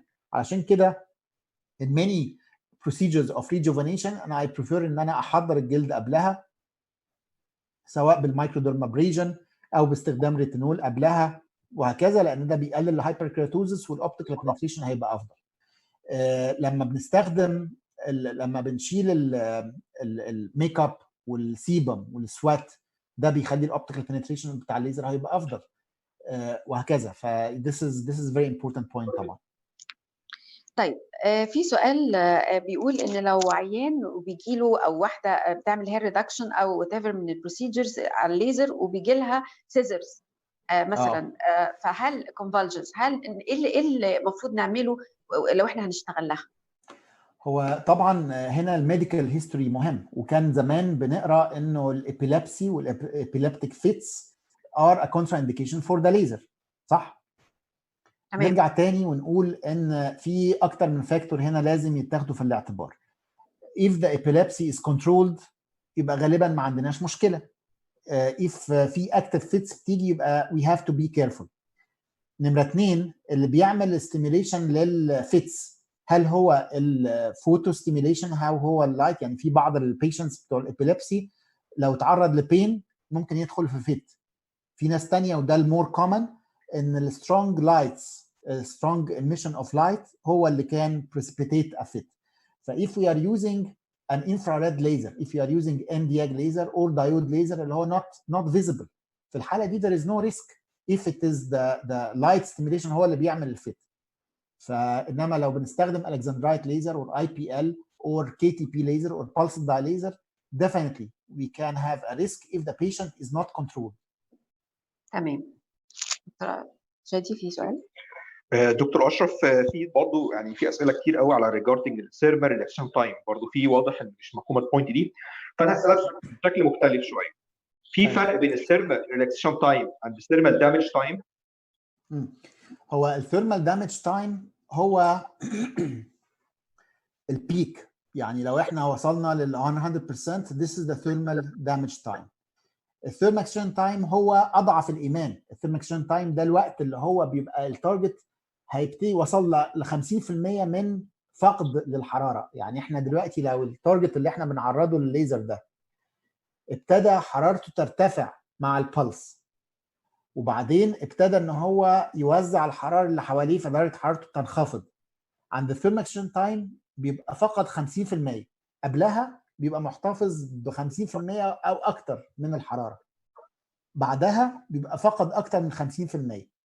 فعلشان كده احنا بنبقى اضعف الايمان ان انا اخلي ان التارجت اللي انا عايز استهدفه يحتفظ على الاقل 50% من الحراره. لو ما قدرتش اعمل كده يبقى التارجت هيفقد الحراره وهيبقى التريتمنت بتاعي مش فيري افكتيف. الثيرمال دامج تايم ده ان انا اوصل بقى لل 100%، بس للاسف this was not estimated، ما قدروش ان هم يقيسوها. اللي عرفوا ان هو يقيسوه هو الثيرمال اكسشن تايم، وده اضعف الايمان، ده اللي احنا شغالين عليه. طيب في حد بيسال على ليه العيان البيشنتس ما تبقاش ساتيسفايد حتى لو عملت 20 سيشنز اوف ليزر هير ريدكشن وده تقول انا مش حاسه ان ده يعني الاند بوينت بتاعتي، او لازم الدكتور يقف يقول لها خلاص مش هعمل تاني بعد كده ليزر هير ريدكشن، لان احنا عارفين طبعا ان هو 80% بس امبروفمنت. فهو بيسالوا السؤال ده ازاي تو كونفينس البيشنتس، ازاي يقولوا للبيشنتس دي الاند بوينت بتاعتك، مش هتاخدي تحسن اكتر من كده. طيب خلينا نتفق ان الاف دي اي اول ما ابتدت تدي ابروفال كانت بتدي ابروفال على بيرمننت هير ريموفال، وكانت المفارقه العجيبه ان البيرمننت هير ريموفال ده خدوا جهاز كيو سويتشد Nd:YAG مع كربون سسبنشن، وبعدين بعد شويه اكتشفوا ان مفيش حاجه اسمها بيرمننت هير ريموفال فغيروا المسمى من بيرمننت هير ريموفال الى بيرمننت هير ريدكشن. والمفاجاه ان هم اكتشفوا ان هذه الطريقه الاولى اللي هي الكيو سويتشد Nd:YAG مع كربون سسبنشن ولا حتى كمان بتعمل هير ريدكشن، دي بتعمل temporary suppression of the hair growth وبعد كده يبتدي يحصل تاني hair growth. الحاجات الثانيه بتدي reduction of about 70 to 80% من ناحيه العدد بتاع الهير فوليكلز ومن ناحيه الثيكنس بتاع الهير وكمان المعدل بتاع الريجروث. وبنقول ان احنا محتاجين عدد من الجلسات بيختلف من شخص لشخص وبيختلف من مكان لمكان في الجسم. افريج بتاعهم ممكن يكون 5 ل 7 جلسات. اللي بعدهم الشعر بيقل بنسبه 70 ل 80%، ولكن عشان نحافظ على الكلام ده محتاجين ان احنا نعيد الجلسات عده مرات في السنه، يمكن 2 أو 3 في السنه، عشان to keep the number the hair reduced. امتى نتوقف عن الجلسات؟ لما يبتدي الشعر يصل الى ان هو fine hair. fine villous hair does not have color، لان الشعرايه لازم يكون فيها color عشان تمتص الليزر. الشعر الفيلس it is not going to respond. الحاجه الثانيه كمان ان احنا في وقت من الاوقات لو عندنا جهاز مش قادرين نتحكم قوي في البلس duration irrespective of the fluence، I might tell the patient خلاص يعني جرب وسيله ثانيه غير الليزر otherwise we can induce paradoxical hair growth. الحاجه الاخيره اللي انا عايز اقولها انه ساعات احنا كاطباء محتاجين نفهم البيشنتس ان احنا من لطف ربنا وكرمه علينا ان احنا we cannot get permanent hair removal. ليه بقى؟ لان الهير فوليكل دي موجود فيها ستيم سيلز، والستيم سيلز زي مسؤوله عن ان الشعر يرجع ينمو تاني، مسؤوله كمان عن الهيلينج اوف ذا ووندز اوف ذا سكين. لو كنا احنا قادرين ان احنا نعمل complete destruction of the hair follicle كنا هنعمله عن طريق ان احنا بنعمل complete destruction of the stem cells، وساعتها كان هيبقى الجلد اللي قدرنا ان احنا نشيل منه الشعر بالكامل هيبقى فيه مشكله في الهيلينج بتاعه. لما يبقى عندهم wound it's going to take much longer time to heal. فده من فضل ربنا ان احنا we are unable to damage all the hair follicles، لان its presence is a very important factor for healing of the skin because of the stem cells. فدي حاجه انا بوضحها للبيشنتس ان ما تزعلوش ان احنا ما بنشيلش شعر خالص، لان ده من صحه الجلد وكل حاجه ربنا خلقها بقدر. فالتدخل زياده عن اللزوم في خلق الله لازم هيبقى معاه بعض النيجاتيف اسبيكتس. سؤال يا دكتور اشرف regarding الكولينج. أيوة. يعني احنا حضرتك ايه النوع انت حضرتك بتفضله؟ دي حاجه. الحاجه الثانيه كان الكولينج افكت الفلوينس؟ الناس اللي بتعلي مثلا درجات من درجات الاير الكولينج بتاعنا درجه عاليه جدا وهو شغال، ده بيليمت الفلوينس وانا شغال؟ تمام. ده سؤال مهم قوي. اولا بالنسبه لانواع الكولينج، فعايز اقول بس ان احنا دلوقتي انواع اللي فيها كونتاكت كولينج بالذات في الايرا اللي احنا فيها دلوقتي مع البانديميك بتاع كورونا، ودي هنتكلم على القصه دي اكتر يمكن في المحاضره الثانيه بتاعه الليزر سيفتي. ولكن النون كونتاكت كولينج هيبقى، انا دايما كنت بقول حتى قبل القصه بتاعه الكورونا ان from the hygiene point of view it's a much better way، لان في بعض الاجهزه بتاعه الكونتاكت كولينج ما هياش زي اجهزه ثانيه اللي فيها ديسبوزبل تيب ويتغير مع كل بيشنت. هو الهاند بيس بتاعه الليزر هي اللي بنستخدمها في كل حته في الجسم بتاع البيشنت وان بتوين ذا بيشنتس. واذا ما كناش بننتبه ان احنا we have to clean the handpiece in between the patients from the hygiene point of view is not good. وطبعا في case reports of some people who got infected by human papilloma virus worse after doing hair removal in a clinic، وده جه definitely من contact cooling اللي بيبقى الهايجين مش كويس قوي وكده يعني. فال non-contact cooling is better from the hygiene point of view. cold air cooling is superior than the cryogen because it doesn't have a consumable. الكرايوجين عبارة عن كل pulse يعني consume cryogen، وده عبارة عن extra cost. cold air does not interfere with the laser tissue interaction. الكرايوجين بيعمل cryogen spray على سطح الجلد قبل الليزر pulse، فالسكاترينج والريفلكشن هيزيد شوية. This is not going to be an issue as long as the density of the chromophore is high.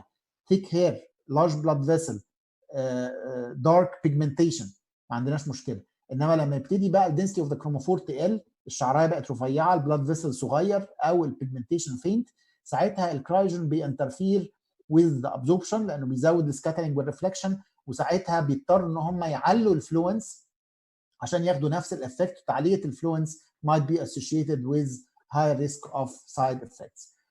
موضوع الكولينج كان فيه تخوف ان احنا لما نيجي نعالج vascular lesions الكولينج ممكن يسبب فازو كونستريكشن، وبالتالي الكروموفور ما يبقاش هناك، وبالتالي يقلل الافيكاسي. ولكن ده ثبت انه غير صحيح، لان many cases في الفاسكولار ليجنز احنا بنعالج كابيلاريز و it does not have a muscular layer في الوول، فما بيحصلش فازو سبازم. ولكن لو الكونتاكت كولينج هو اللي بنستخدمه، فتو ماتش بريشر على السكين بالكولينج هيعمل سكويزنج للبلاد فيسل، وبالتالي البلاد هيخرج، وبالتالي مش هيبقى فيه كروموفور. فدي نقطه مهمه قوي، ان انا لو بستخدم كونتاكت كولينج على vascular lesion I should not press the skin too much, otherwise the treatment is not going to be effective. I hope that answers the question يا دكتور شادي. شكرا دكتور أشرف. برضو في أسئلة جاية على الناس اللي عندهم medical problems dermatological problems زي الفيتيليجو والسورايسيس وهيعملوا ليزر، هم خايفين من الكابنرز فينومينا انها تحصل لو استخدموا الليزر في وجود الليجنز دي، فرأيك ايه في كده؟ طبعا انت استاذتنا في الموضوع ده يا دكتور عبير، بس هو انت قلتي حاجه مهمه جدا، هو قصه الكوبنر فينومينا. الكوبنر فينومينا مش هتطلع مره واحده، فعشان كده اي حد عنده ديزيز ممكن يحصل معاه كوبنرايزيشن زي السورايسيس زي الفيتيلايجو زي اللايكن بلانس. قبل ما نبتدي العلاج بالليزر we have to ask the patient if they have Koebner phenomena. الكوبنر فينومينا دي ان يحصل new lesions at the sites of trauma. ف if the patient does not have Koebner phenomena يبقى laser will not carry any risk. On the other hand, if the patient is having the history of Koebner phenomena and Koebnerization, then laser is contraindicated. تمام. بتسأل حد بيقول paradoxical hair growth، هم بيسألوا كتير خالص عن الهير ريدكشن لأن دي يمكن أكتر حاجات اللي بيشتغلوها. وانا عايز اقول بس اطمن الناس ان شارم ديرما will have the conference in July، وهيكون في over 2 days specific clinical subjects اللي من ضمنها الهير removal, and there will be a session about hair removal dedicated, another session for pigmented lesions, a third session for vascular lesions. فكل الclinical application of the laser will be يعني discussed in details الشهر الجاي في جولاي. انا مش فاكر الديتس، اكيد دكتور شادي هيقدر ان هو announce the exact dates, and it's going to be dedicated for all those clinical applications. انما as long as the time permits I'm happy to answer any questions النهارده. انتوا يعني you are in control of time. انا I'm free today the whole day، بس انتوا الوقت عندكم بقى you manage يعني. ده يا دكتور اشرف اعتقد كده يعني انف للجزء الاولاني اللي هو البيزك. حضرتك غطيت الاستراكشر بتاع الليزر ما شاء الله، يعني اي حد فاهم تركيبه الجهاز وهاو تو اوبتمايز، وكمان غطينا which for which يعني which wavelengths for which indication. ودي مهمه جدا والله. محدش يقدر يبني الدور التاسع او الثامن من غير ما يبني الدور الارضي. ده الدور الارضي بتاعنا فيرست جيت كان افهم، وبعد كده المرات اللي جايه باذن الله نقدر نغطي كل ابلكيشن لوحده. بالظبط كده، هنقدر ندي وقت لكل ابلكيشنز. بس اي هوب ان الناس اللي كانت متخوفه من القصه بتاعت ليزر فيزيكس شافت دلوقتي ان الموضوع is applied، وان احنا we discussed only the practical importance point from the basics و it has an important clinical implications. I hope ان هم قادرين يشوفوا الموضوع كده يعني. بالظبط. وهطمن الناس برضو زملائنا ان الفيديو النهارده او اللي اتسجل هيبقى موجود على اليوتيوب شانل عشان تقدروا تتابعوا. اللي فات حاجه لان في ناس كتير زعلانه ان فاتها الجزء الاولاني، اطمنوا ده هيترفع على اليوتيوب. ممكن نبتدي الجزء الثاني يا دكتور اشرف، بس هنطلع فاصل ونواصل باذن الله. اتفضل. شكرا.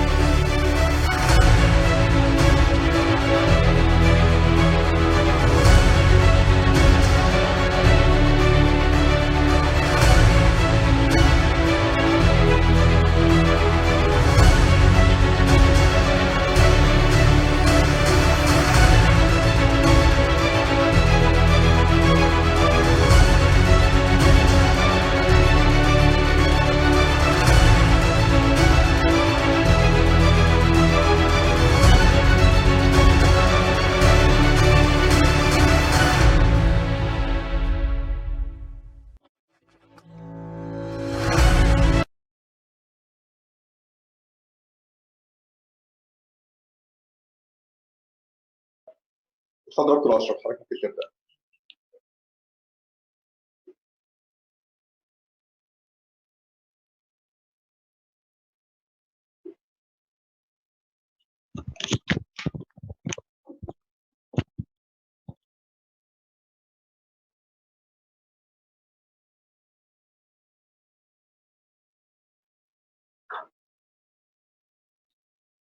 دكتور اشرف ممكن تتفضل حضرتك، ممكن نبدا.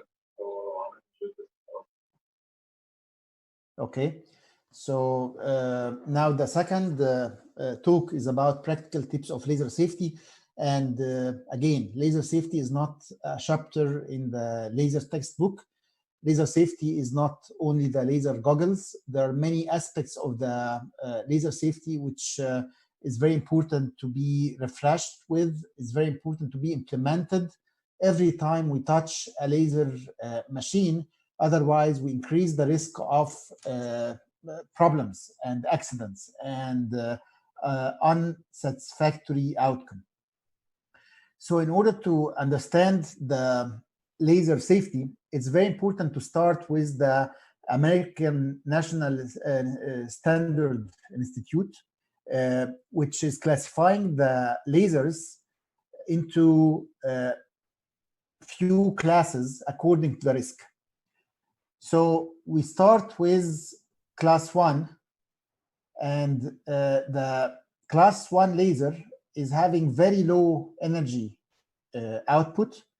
There is no exposure limit, and it is safe for viewing. So it's really very safe to even look at that lasers. What's the example for that? The laser printers. The laser printers we are having in our offices, homes, clinics, and so on. Those are class 1, and they are very safe. We don't have any risk with those lasers.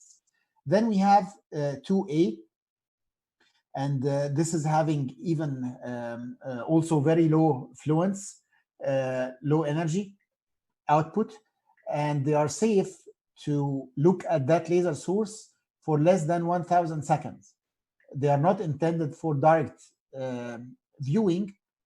However, the safety is up to 1,000 seconds. What is the example for that? The barcode scanners in the supermarkets. Those are 2A. Then we go to the class 2 lasers, where they have energy output less than 1 milliwatts, and they are safe if we look at them for less than 0.25 seconds. What is the 0.25 second? This is the duration of the eye blink. So when we blink, this is a 0.25 seconds. And we are not supposed to be purposely staring at the beam. مش المفروض ان احنا نفضل باصين على البيم ده. ايه الاكزامبل of this? The alignment beams. ايه alignment beams? Those are small laser devices used by the laser technicians to make sure that the laser beam is aligned to the center of the optical fiber or center of the mirror of the articulated arm. So those are 2, and the technicians are not supposed to be purposely staring at that beam. Then we go to the class 3A, where the energy output is 1 to 5 milliwatts, and they are hazardous in less than 0.25. So the eye blink will not be enough protection, especially if we are using collecting optics, يعني lens which is collecting, يعني magnifying. We are not supposed to be looking at that beam through collecting optics without protective eyewear. يعني in this case, we have to be wearing the goggles which is protecting from that particular wavelengths, especially if we are using the collecting optics. The example for that is diode aiming beam. When you are having a laser machine, there is an aiming beam. So this is a diode aiming beam, and we are not supposed to be looking at the aiming beam without wearing the protective goggles. Then we go to 3B, and this has energy output of 5 to 500 milliwatts. And in this case, we have direct beam or specular reflection hazards in less than an eye blink. And we are not supposed to be looking at that direct beam or even the reflection without wearing the protective eyewears. The example for that is retinal photocoagulators. Retinal photocoagulators are small laser devices used by the ophthalmologist to treat the retinal hemorrhage. So they use them in order to coagulate the blood vessels in the retina. They have low output, energy output, not like the dermatological laser, but they have the hazards, and we have to be wearing, the ophthalmologists have to be wearing goggles when they are using those lasers. And then finally, we have the class 4 laser, which is having an energy output more than 500 milliwatts. They have direct beam, specular or diffuse reflection hazards in less than an eye blink, where it is not only the skin which can damage, but also we can have fire hazards and the eye hazards. So we have to wear goggles and take all the precautions. What are the examples for those lasers? All the medical lasers. So all the medical lasers are class 4 laser, and we have to take all the precautions to avoid all the hazards associated with the laser. Those are the laser pointers, and laser pointers are actually class 3A. So they are not supposed to be toys in the hand of kids. They are serious lasers, and we have to be careful when we are using them in many conferences. I feel very upset when a speaker is holding a laser pointer and he is keeping it on and start to wave while it is on towards the audience. This is not a nice practice. So we have to be careful with that. Class 4 lasers require a sign danger warning with the phrase laser radiation, avoid eye or skin exposure to direct or scattered radiation. This sign, which is supposed to be on the door of the laser room from outside, giving an alert that there is active laser radiation inside this room. So what are the types of laser hazards? We have eye hazards and skin hazards, which we are going to discuss in more details. Then there is teeth hazards. Teeth hazards, we think it is theoretical. Of course, dentists are using lasers sometimes, and sometimes they are using the lasers, or most of the time they are using the lasers to do something on the gum. However, if they are using the laser for the gum, it's very important to protect the teeth, because if they don't protect the teeth and damaging the enamel of the teeth is not the objective of the laser treatment, this can carry a problem, and the damage to the teeth can be permanent. So we have to be very careful when we are using, or when the dentists are using the lasers for soft tissue ablation and cutting, not to damage the teeth. Now, what about us? Do we have any problem when we are using our lasers on the teeth? Yes. If we are using the lasers for hair removal on the upper lip, in many cases, patients are complaining of teeth ache, pain in the teeth. And this happens when we are using lasers which are deep in penetration, when we are using those lasers with large spot size, in which the laser will penetrate deep to the extent that it can affect the nerves of the teeth and can cause pain. So in order to avoid that, we have to use a smaller spot size when we are working on the upper lip. We have sometimes to put a gauze to protect the teeth and the gums so that we don't have any effect on the teeth. Of course, it's not a major damage, just irritation, and the patients will feel worried. So sometimes it's very important to pay attention to those small details to avoid inconvenience for the patient. Once the patient is coming for hair removal and then they feel that their teeth are aching, they will not feel comfortable. They will think that we don't know what we are doing. So this is something which we have to pay attention for. Fire hazards. Again, we read that and we think that this is something theoretical. How many times we saw a fire in the laser room? Maybe none. However, I'm going to tell you some important situations which we have to pay attention. The first example which comes to my mind, if we are using alcohol to sterilize the skin, And then we don't wait for the alcohol to vaporize, and we start to use lasers which are ablative, CO2 or erbium or whatever. If we don't pay attention, the presence of alcohol on the skin or any flammable material can start a fire. And it happened to someone I know, where they cleaned the skin with alcohol, then they were using CO2, and immediately after finishing the alcohol, he started to use the laser, and then there was a fire on the skin. So this is something we have to be very careful with. The other thing is that if you are doing hair removal in the face or rejuvenation in the face, and the hair of the patient is in the field, sometimes the hair dyes or some of the hair care products are having flammable materials. So the hair can burn. Sometimes we can have a small fire in the area if you are not paying attention that the field of the laser should never have anything which can be flammable. The last thing I would like to emphasize is that the clothes, what we are wearing. Sometimes, especially patients in the Gulf area, they are wearing abaya, clothes, black clothes or black shirt or whatever. And if you don't pay attention and the laser is fired on this black cloth, أو الشرب الحجاب, if it is black and it is in the field, it is going to be set on fire.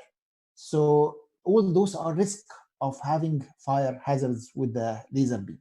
This is something which we have to avoid. We have to make sure that the field of operation is not having anything flammable. Then we have the electrical and mechanical hazards, and this is something in many cases the laser technicians are exposed to, and they have to take all the precautions. They have to be well trained before they touch the laser. I know a laser technician who was fixing a laser machine. So he switched on the laser machine. He got the error, and then from the screen, and then he switched off the laser machine and start to remove the cover of the laser in order to fix the problem. What he didn't pay attention to is that after switching on the laser machine, there is a capacitor inside, which is having very high charge of electricity. So he should never have touched that capacitor. He didn't pay attention to that, and after removing the cover, although the machine was switched off, he touched the capacitor, and the capacitor discharged in him. So he got a very strong electrical shock, and he was arrested. Luckily, this was in a hospital, and he was resuscitated. But this is something which is really very serious, and it's not theoretical. It is happening in real life. So we should never try to open the laser machine and touch anything inside unless it's a service technician who is well trained to do that. Now, what about the eye hazards? And I think this is one of the most serious things which we have to pay attention to. All individuals with frequent exposure to the laser beam are required to complete an eye examination before we start the laser. This examination is to establish baseline of the ocular condition before exposure to laser radiation prior to employment. In the West, here in Canada, in the States, in Europe, if you have a laser technician, a nurse who is helping you, she can come after 1 year and go and claim that her sight is much worse than 1 year ago. And this happened because of the repeated working with the laser, and she's your employee. So she's asking the physician for compensation. So it is really a very critical situation. And that's why in Europe, it is very much advised that a baseline eye condition and eye examination is done, so that after 6 months, after 1 year, it is repeated, and we see that, do we have any problem? Do we have any deterioration in the sight? Is this something linked to the laser or something else? Is this denoting some sort of frequent damage or something which is happening? So it's very important to have baseline eye examination and sight examination, vision examination before we start working with the laser. What are the potential targets of damage in the eye with the laser? We have the cornea, that the cornea can be damaged. the lens can be damaged, and the retina can be damaged. So let us see what are the laser impacts on each of those targets. So the cornea can be damaged by the ultraviolet lasers. The ultraviolet lasers can cause photokeratitis. So if the cornea is exposed frequently to ultraviolet lasers without protection, then we can develop photokeratitis. Also, the infrared lasers, whether it's the near infrared or the far infrared, we can get a problem with the corneal burn. So we can get a burn in the cornea. If you are using the CO2 or the 𝐒𝐴 and we don't have good protection of the eye and it hits the cornea, it ablates the cornea. So this is a corneal ulcer or corneal burn. Even the other infrared lasers can, because it contains heat, it contains water, and the water will absorb that laser and heat up, so we can get a corneal burn. What about the lens? The lens can be affected by the ultraviolet lasers, and we can get photochemical cataract.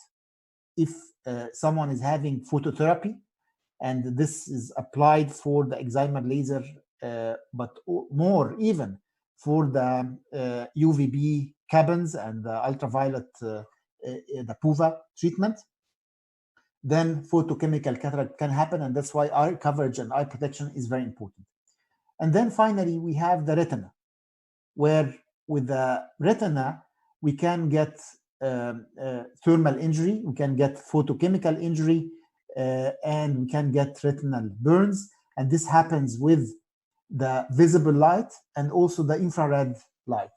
Here, this is something I would like to highlight, and I would like to pause for a minute here, because a very common mistake and a very common malpractice I'm seeing happening in many clinics during trainings, during treatments in the clinics, that when we are using visible lights and lasers, IPL, pulsed dye laser, KTP, Alexandrite laser, usually if we forget to wear the goggle once, we'll never forget it again, because there is strong flash of light. This is a visible light, and it is very bright light.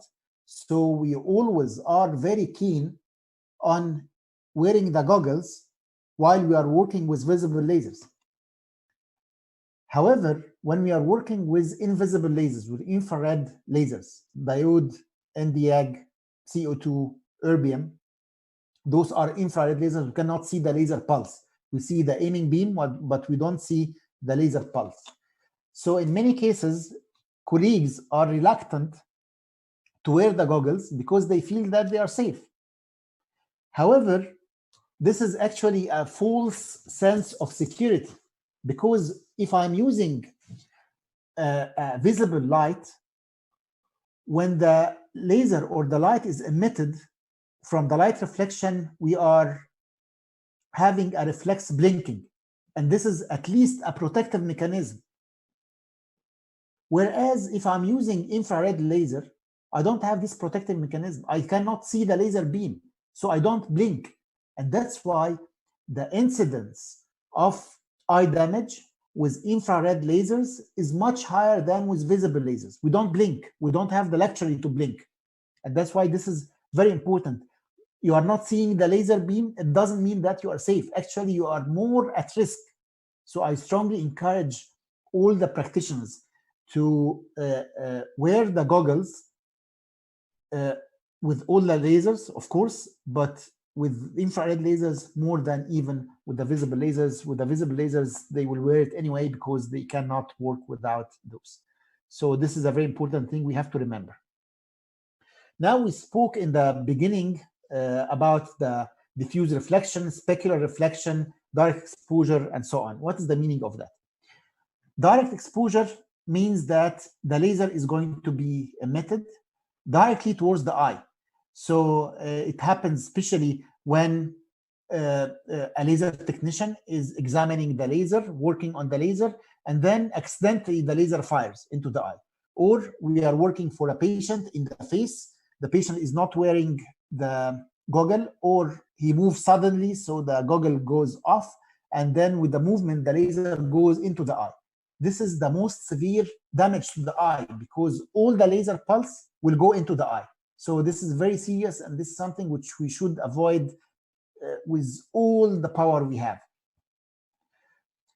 Then we have what's called specular reflection. And in this case, we have a mirror. So the laser is going to be reflected on a mirror, and then the beam is going to be reflected directly towards the eye. This is called specular reflection. In this case, the mirror is reflecting 100% of the beam towards the eye. And that's why, again, this is very serious. And that's why the laser room should never have any mirrors, should not have any reflecting objects. It's against the laser safety. Sometimes I go to conduct training in a new clinic, and then I'm shocked to see that the floor is made of porcelain, which is very reflective. This is against the laser safety. Everything in the laser room should be matte, so it doesn't have a potential risk of reflecting the laser beam. Then we have the diffuse reflection, where the laser is going to be hit towards a reflecting surface, which is not dull, and then it's going to the laser is going to be diffused. Part of the laser will go back to the eye, and that's why no reflecting objects should be in the laser room. So those are the different types of exposure to the laser beam. This is a fundus examination of a laser technician who was 21 years, and she was working with the NDIAG laser 1064. And all of the sudden, when she was working with the laser, she felt 2 or 3 yellowish flashes at the time of the laser exposure. Immediately, her left eye was the visual acuity 20/50, and then after some time, after 2 days, 20/15.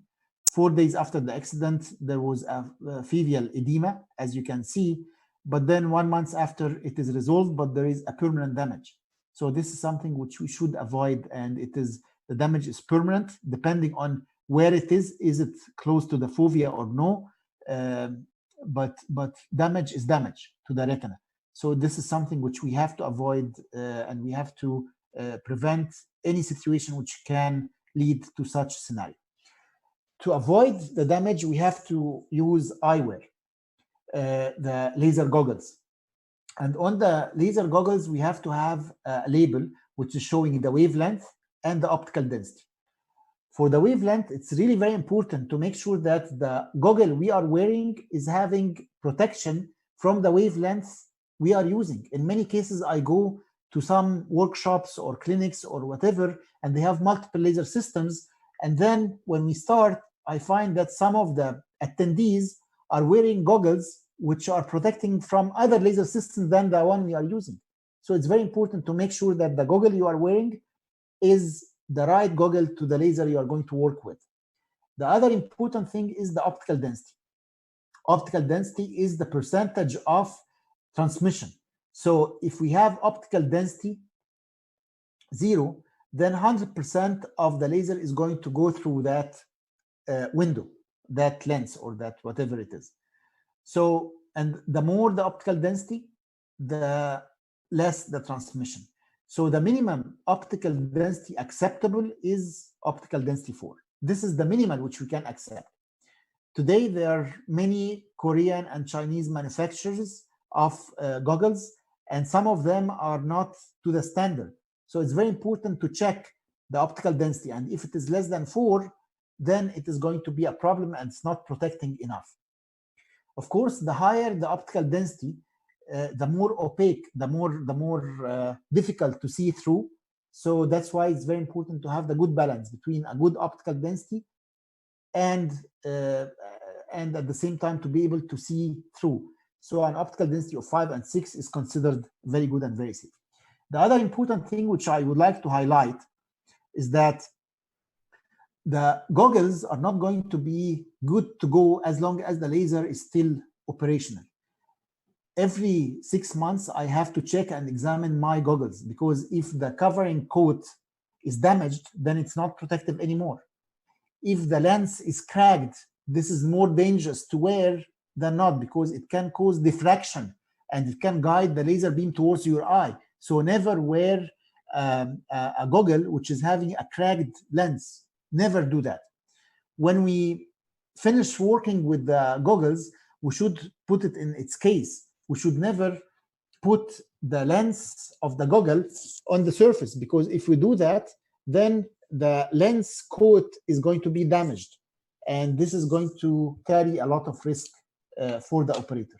So it's very important to keep it well, to clean it well with the right material, and sterilize it, of course, because this is a very important protection. In the era of the COVID-19, when we have goggles, it's very important to have this side shield, not only because of the laser protection, but also for any transmission. We know that transmission can happen through the eyes. So it's very important to have these goggles, and in many cases, also the shield, besides, of course, the mask, which we are going to talk about later on. For the patients, we have the patient's goggles, which are the normal goggle for the patients, and the intraocular shields, which we are using if we are treating inside the orbital margin, because we don't want to damage the eye. Some patients are having claustrophobia, so they don't like to wear those goggles. They want to see through.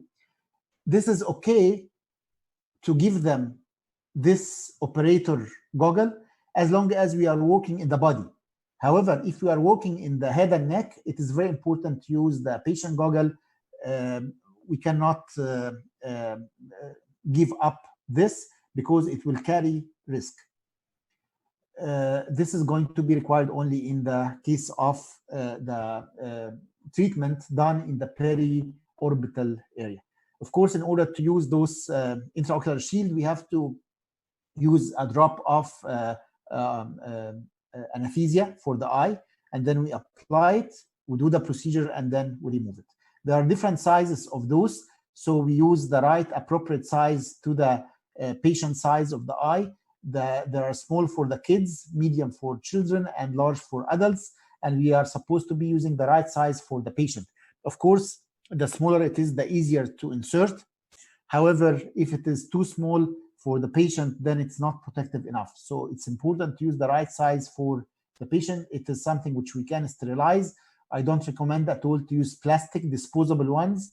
I prefer much better to use the autoclavable one. And of course, we have to make sure that it is sterilized, and how to put it, how to insert it, how to remove it without inducing any corneal damage is very important. Now we go to a very important topic, which is the laser-generated air contaminant. Air contaminated due to interaction of lasers, laser beam with target material. We can generate toxic gases released from excimer lasers.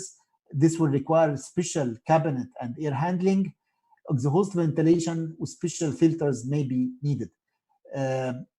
Again, with the era of the COVID-19, it's very important to work in a well-ventilated room, to have good suction, good smoke evacuator, in order to avoid any contamination in the room.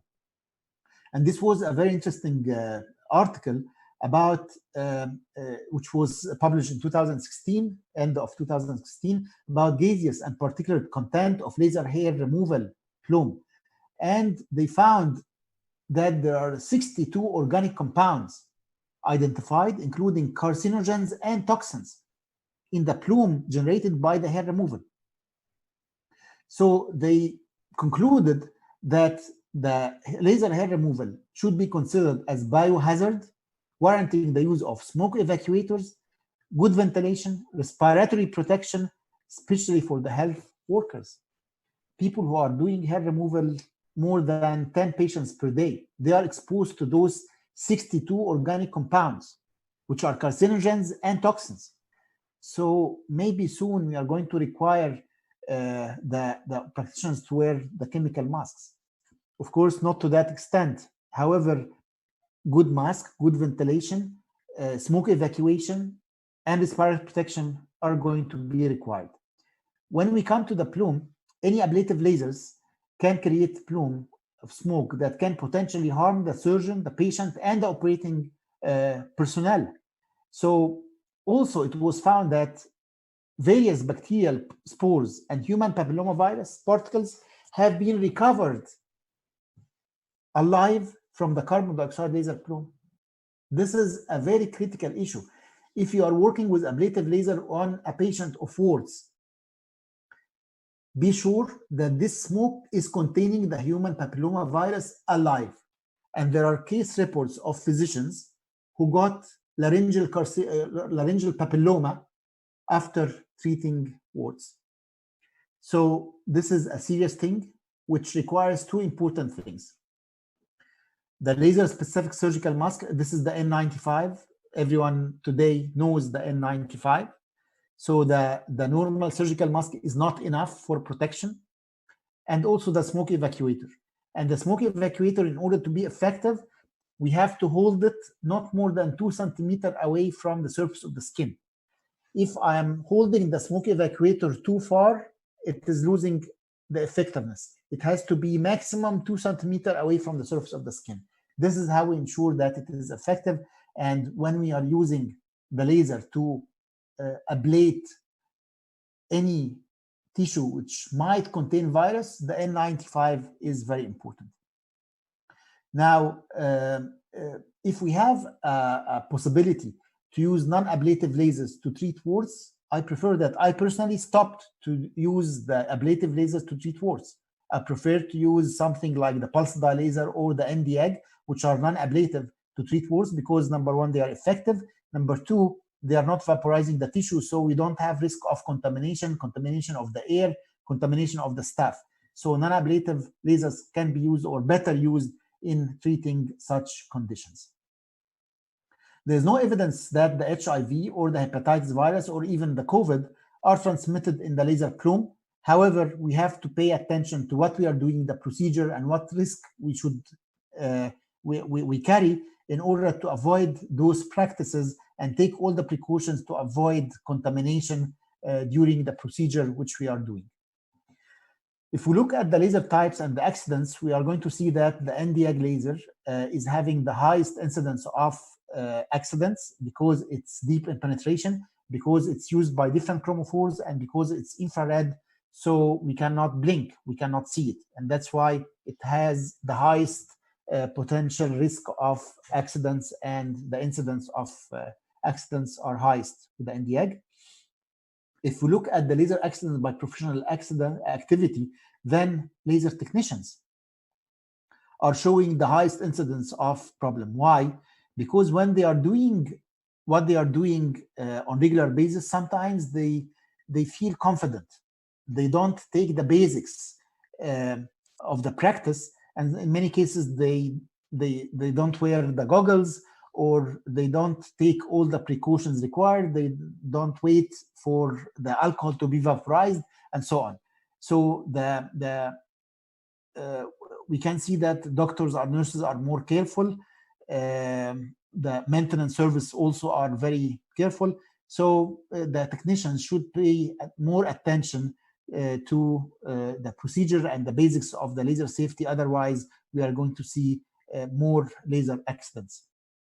When we look at the causes of laser accidents, we are going to see alignment is 28%, high voltage power supply failure or disorder can cause also 16%, malfunction 8%, and improper restoration of laser after servicing is 4%. This adds up to 56%.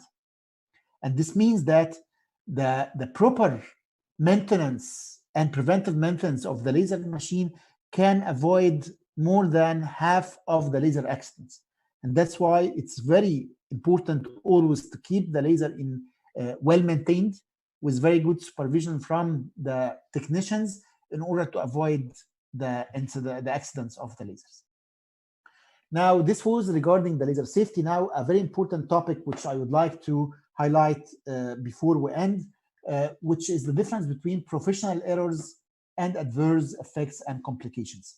To differentiate between those two items, professional errors can be distinguished from adverse effects and complications that the former, the professional error, can be preventable. So professional errors, this is something which we can stop, we can prevent, we can decrease it to 0%. However, complications, even in the best hands, we are going to see an incidence of complications. And we have to communicate those possibilities with the patients, because some of the complications or the side effects are going to happen with high percentage, as we are going to see. However, professional errors should never happen, and we should do all our efforts in order to minimize it to 0%. What are the causes of professional errors? Deficient training. When we are getting the training through a salesperson or a laser biomedical engineer, this is in many cases not enough. And in many cases, actually, I feel that we as physicians are having responsibility, because, and I have seen that in many cases as physicians, we start to ask the people sent by the company for training who are not medical, are not having medical background, about some clinical indication. Can I use it for acne? If there is a burn, how should I deal with it? Those are questions which really should be dealt with a dermatologist. A dermatologist should be able to come up with an answer, not a biomedical engineer or not a trainer who is not a physician.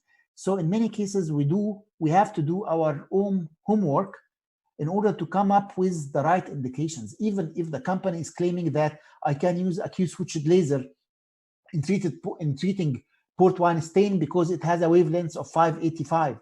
No, it doesn't work. The wavelength is correct, but the pulse duration is not correct. So in many cases, we have to exert more efforts in order to be well educated, well trained, and avoid the problems which can happen from the deficient training.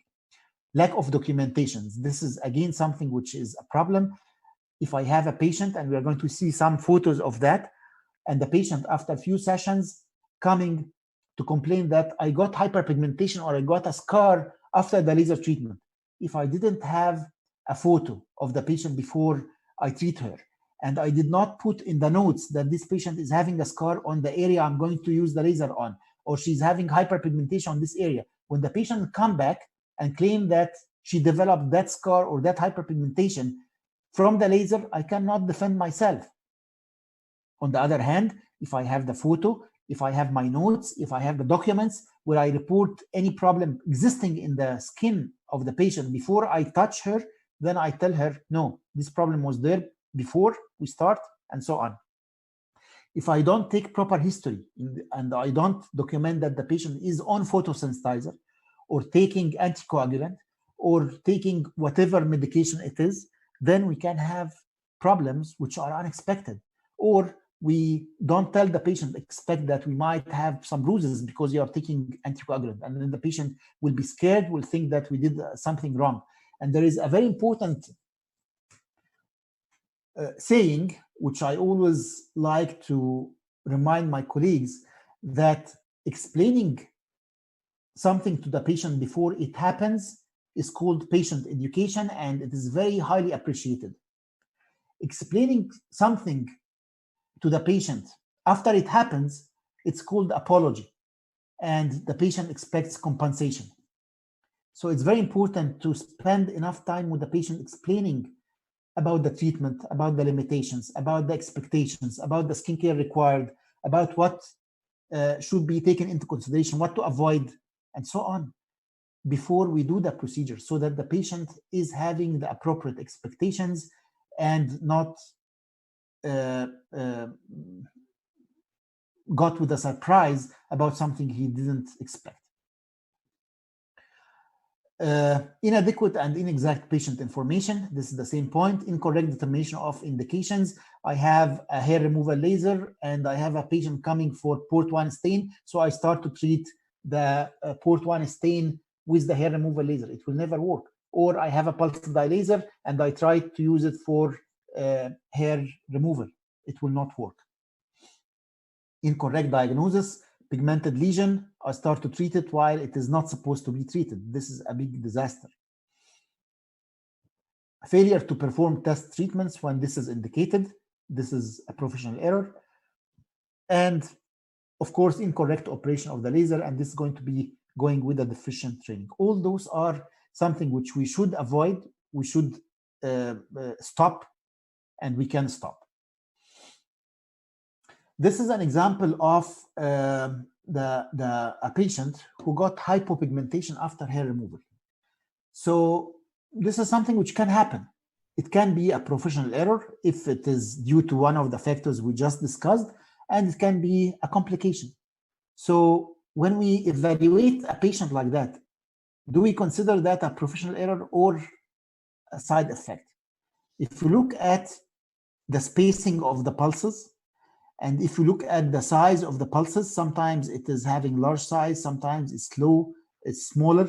So it seems that the person who used the laser is inexperienced, and the too high fluence was used, and that's why it caused this hypopigmentation. So from my point of view, this is definitely a professional error and a lack of or deficient training, and this is something which should not happen.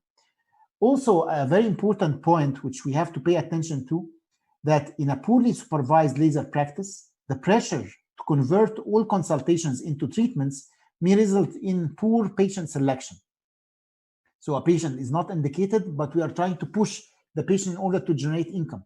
And this in turn may dramatically increase the rate of adverse effects. So this is something which should never be the case. We should never push a patient for treatment for something unless it's really indicated and they are going to get a value over that. If we have a technique or a technology which is going to be less costly, as effective or more effective, then we have to let the patient honestly go for the other applications. For example, if we have a patient of, I don't know, molluscum contagiosum, and we have a laser, and laser can be used to treat molluscum contagiosum, but we know that the needle extraction of the molluscum might be the more simple, less expensive, and everything. Then this is how we are going to recommend the treatment for the patients. Lasers are tools in our hands among so many other tools. So it's very important to use it wisely, to use it when it is superior than other modalities, and be honest with the patient to let them know what to expect and how much this is going to be better than other modalities. This is a patient who was treated with an alexandrite laser in the sun. The patient was tanned, and after the treatment, she got hypopigmentation. Maybe the alexandrite is not the appropriate laser to be used when the patient is tanned. In this case, maybe it's better to use a diode or Nd:YAG laser. So this is improper selection of the laser under these circumstances. The same patient can be used with the alexandrite, but after preparation of the skin, after using sunscreen, after getting rid of the tan, or in the winter. But under these circumstances, this was not the right selection of the lasers.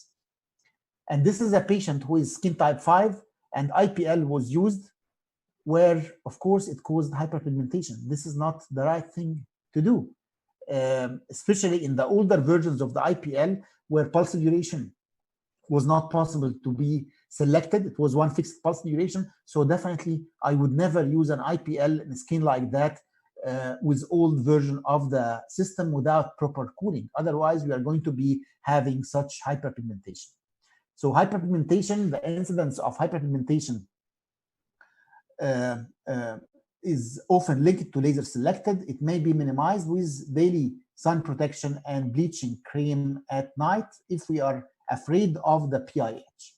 On the other hand, hyperpigmentation, it is usually transient, but it can last for 12 months. And the causes of the hyperpigmentation might be destruction of melanocytes, suppression of melanogenesis due to the heat, and redistribution of melanin in the keratinocytes. So this is the hyperpigmentation which can happen. Also, hyperpigmentation is a common thing to happen after Q-switched lasers, especially Q-switched alexandrite and ruby, after few sessions, after maybe 5-6 sessions, but it is temporary and repigmentation will happen within a year. Now, this is a case of port 1 stain, and we can see that the Nd:YAG laser was used to treat port 1 stain in this situation. Was this the right wavelength to be used? Of course, no, because with the Nd:YAG, which is deep in penetration, which is not selective, which is not highly absorbed by the oxyhemoglobin, we had to use high fluence. And with high fluence, we are not targeting the hemoglobin only, we are also affecting the melanin and the water. So scarring was the outcome. And that's why it's very important to select the right wavelengths, the right type of laser for the right indication. Otherwise, we are going to be left with much higher incidence of side effects. And if it is our selection for the wrong laser, this is a professional error, which should be avoided. On the other hand, this is a patient who had port 1 stain and was treated with pulse dye laser, and then they got purpura. Now, if we tell the patient from the beginning, before we start the treatment, that we expect to have purpura, and this is a sign of improvement, the patient would be expecting this purpura, and this is going to be taken by the patient as a sign of efficacy. However, if we didn't tell the patient about that, and the patient does not expect that, this is a big problem. They will think that we burned them, and they might go and complain, file a complaint. So it's really very important to know what to expect and communicate that with the patient. This is going to increase the patient compliance, increase the patient confidence in what we are saying, and this is building the trust. So communication is very important. There are some practical situations where maybe it's better to just keep that for the later discussions or the hair removal sessions in 1 month. However, one of the problems which can happen is that a patient comes to tell you after hair removal, I got white hair. So if this was a pre-existing condition and the white hair was there from the beginning, but masked by black hair, we have to let the patient know that you have white hair, and the white hair will not be affected by the laser. The black hair will go away, but the white hair doesn't have a chromophore. So the white hair is going to be more apparent after the treatment. If we didn't tell the patient that from the beginning, or if we didn't examine the patient and we didn't realize that the patient have white hair and it's going to be more apparent afterwards, the patient might come back to complain, to tell you, you did hair removal for me and now I developed white hair. So we are going to be blamed. So it's very important to pay attention to those little things, otherwise we are going to be blamed. So it can be a pre-existing condition. Now, can our laser treatment induce whitening of the hair? Yes. If we used insufficient fluence in predisposed patient, which means that we have a patient who is in the late 40s, the hair is still black, but it's about to become white. If we use conservative fluence in order to protect the skin, this conservative fluence can damage the follicular melanin without enough heat transmitted to the hair follicle, without damaging the hair follicle. So we convert a black hair into a white hair without damaging the hair follicle itself. So don't use conservative parameters when the patient is in the late 40s. Otherwise, you can convert a black hair into a white hair. This is something we don't want to do.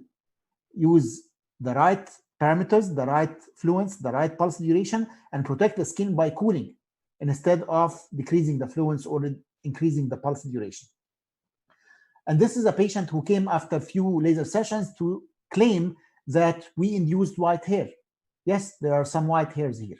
Luckily, in that patient, we had a photo of before, so we were able to spot the white hairs, as we can see here, which she didn't realize, which she didn't see before, because they were masked by the black hair.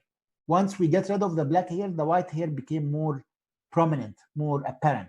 So it's very important to examine the patient, to tell her this white hair is not going to be affected. On the contrary, it's going to be more apparent because it is unmasked when we get rid of the black hair. So this was a point. Another thing is the paradoxical hair growth. And this is a problem which can happen, as I said, when we are treating fine hair in dark skin, we have a challenge because everything we need to do for the fine hair, we need its opposite for the dark skin.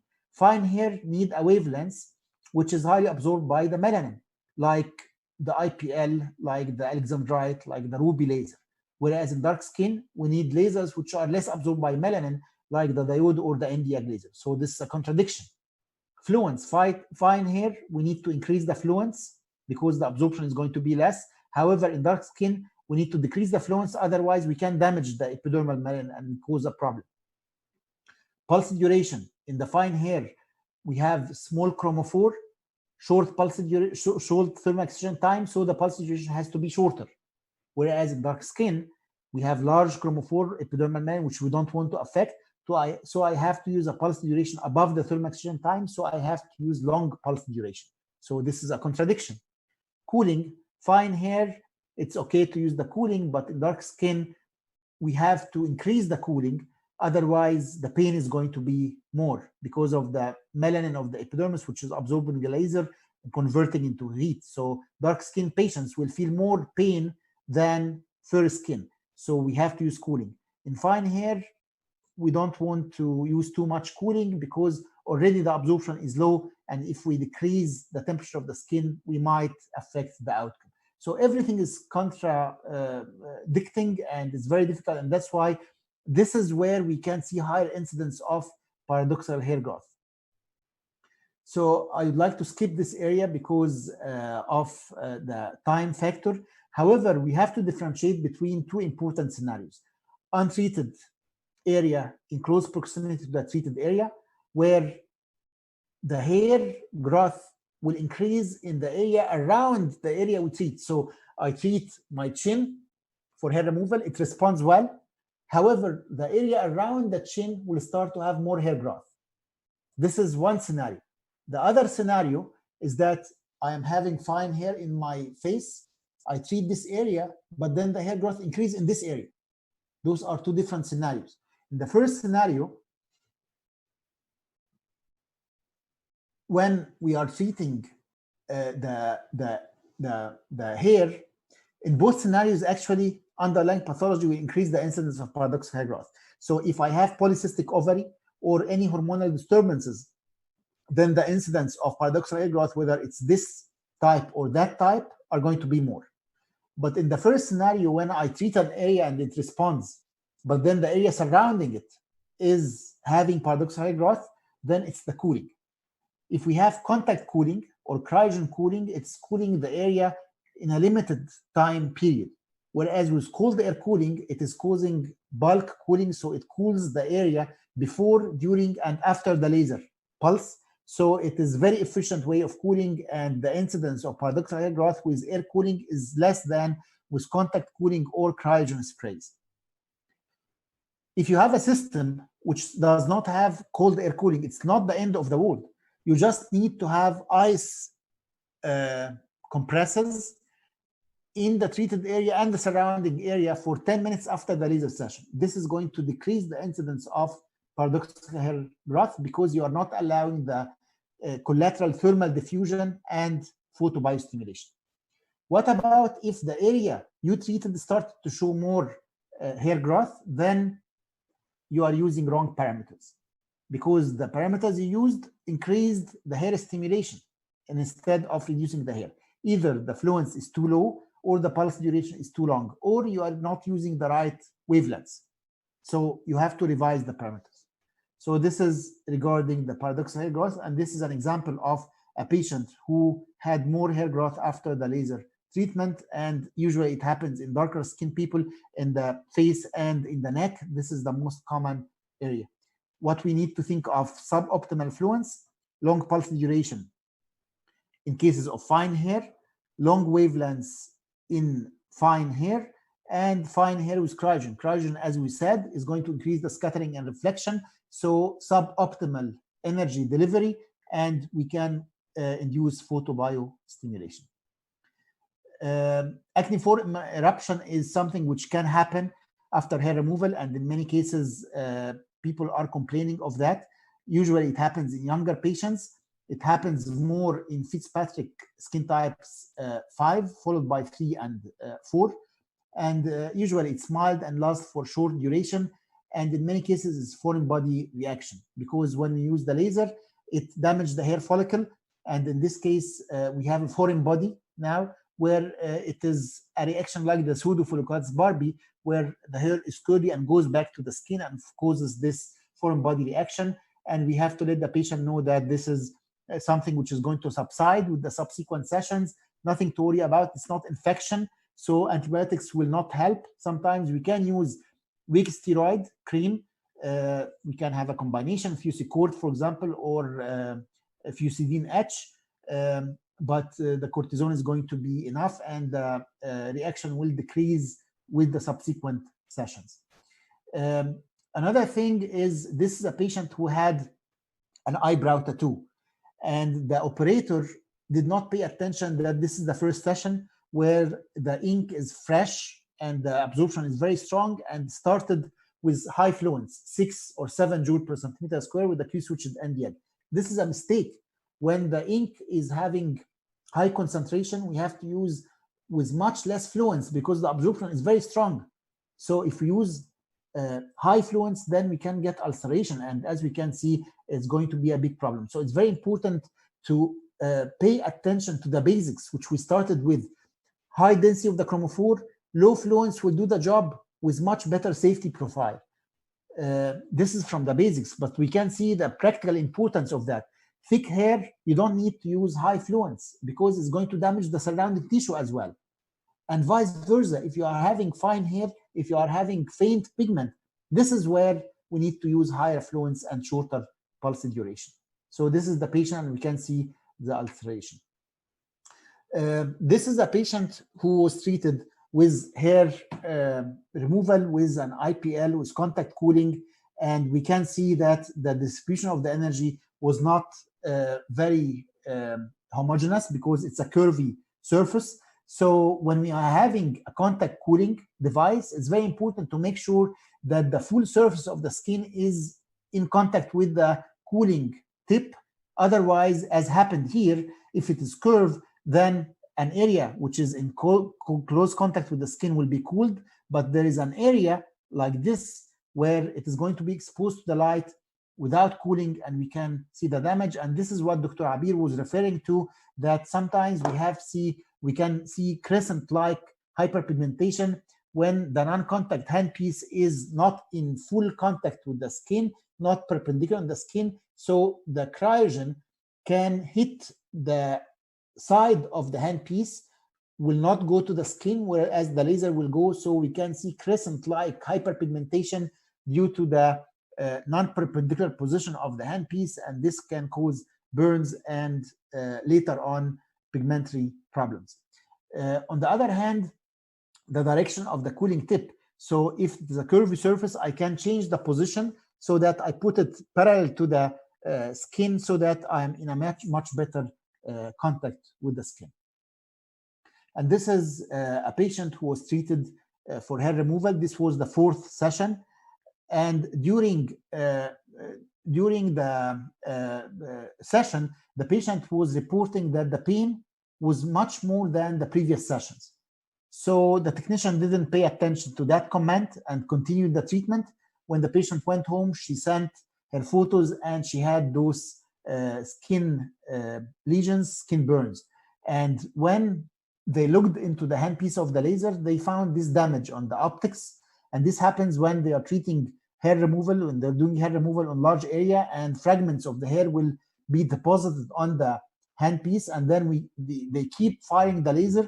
So those fragments are going to be burned and damage the filter and the lens of the handpiece, and this will cause some hot spots on the skin and cause burn. So it's very important to clean the handpiece every few pulses, 100 or 150 pulses, to avoid such a problem. This patient developed afterwards hypopigmentation, which is going to repigment. It's not a big issue. However, of course, it's much better to avoid something like that, and we can see the repigmentation which happens in a few months. So this was the end of my presentation. Finally, I would like to invite all of you to become ESLD member, the European Society for Lasers and Energy-Based Devices. The ESLD is a non-profit organization dedicated for education in the field of laser and energy-based devices. It grants free membership for postgraduate students, for residents, So this is the website of the ESLB, and visit the website. There is a lot of activities for the ESLB, which I would love to see many of you becoming members. And thank you very much for your attention.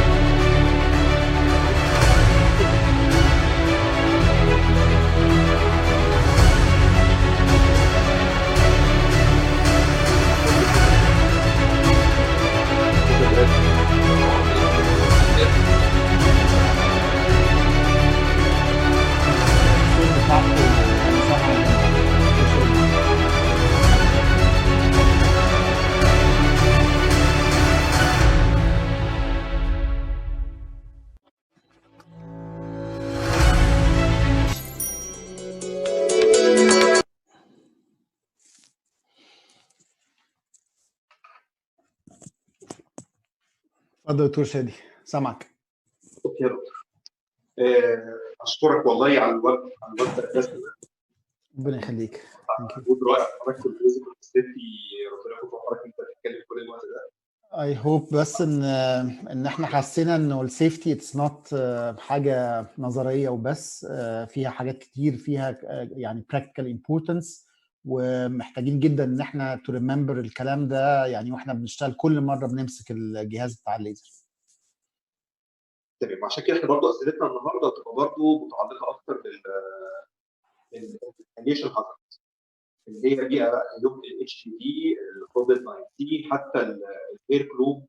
السؤال اللي جالنا برضه دلوقتي خاصه السؤال الريسبسن عموما في الجن، هو الفيومز تطلع بين ريسبسن فراكشن سي 2 فراكشن الجنان، يجي لتقليل الريسبس بتاعت الليزر، هي ذات نفسها تبقى حامله نفس الريسك بتاع الليزر هير كلوب اللي هي سوبر بيبرز.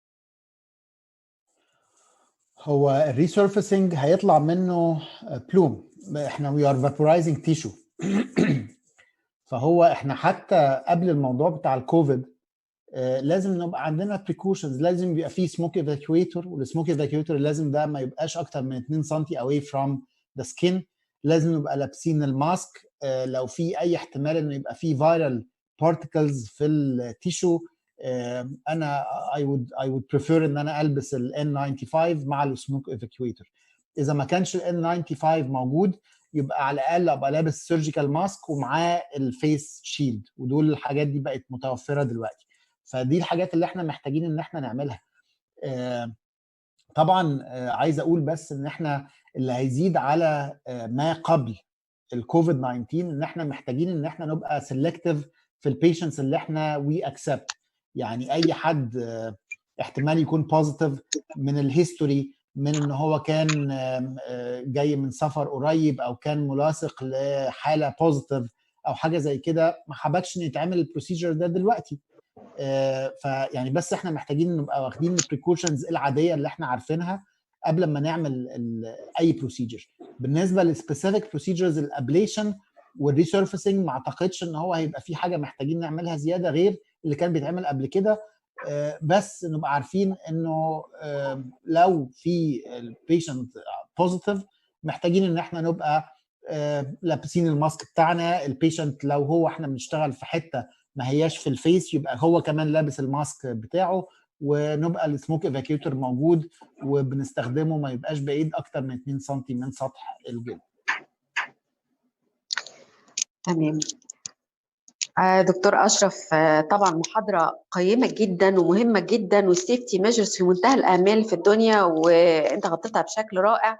في حد حقيقة سأل سؤال لطيف جدا أنا شايفاه من الأسئلة المهمة، إنه بيقول أنا ما بلبس النضارة، يعني هو بسبب ما بيلبسش النضارة وهو بيشتغل، إنه النضارة تبقى غامقة وهو ما بيشوفش الفيلد وهو بيشتغل، فهو عشان كده بيبقى مثلا مع الانفراريد ليزر زي الاندياج هو مش بيشوفه قوي، مش بيضايقه زي مثلا بلس الدايل بيضرب فلاش جامد في العين، فعشان كده ما بيلبسش النضاره.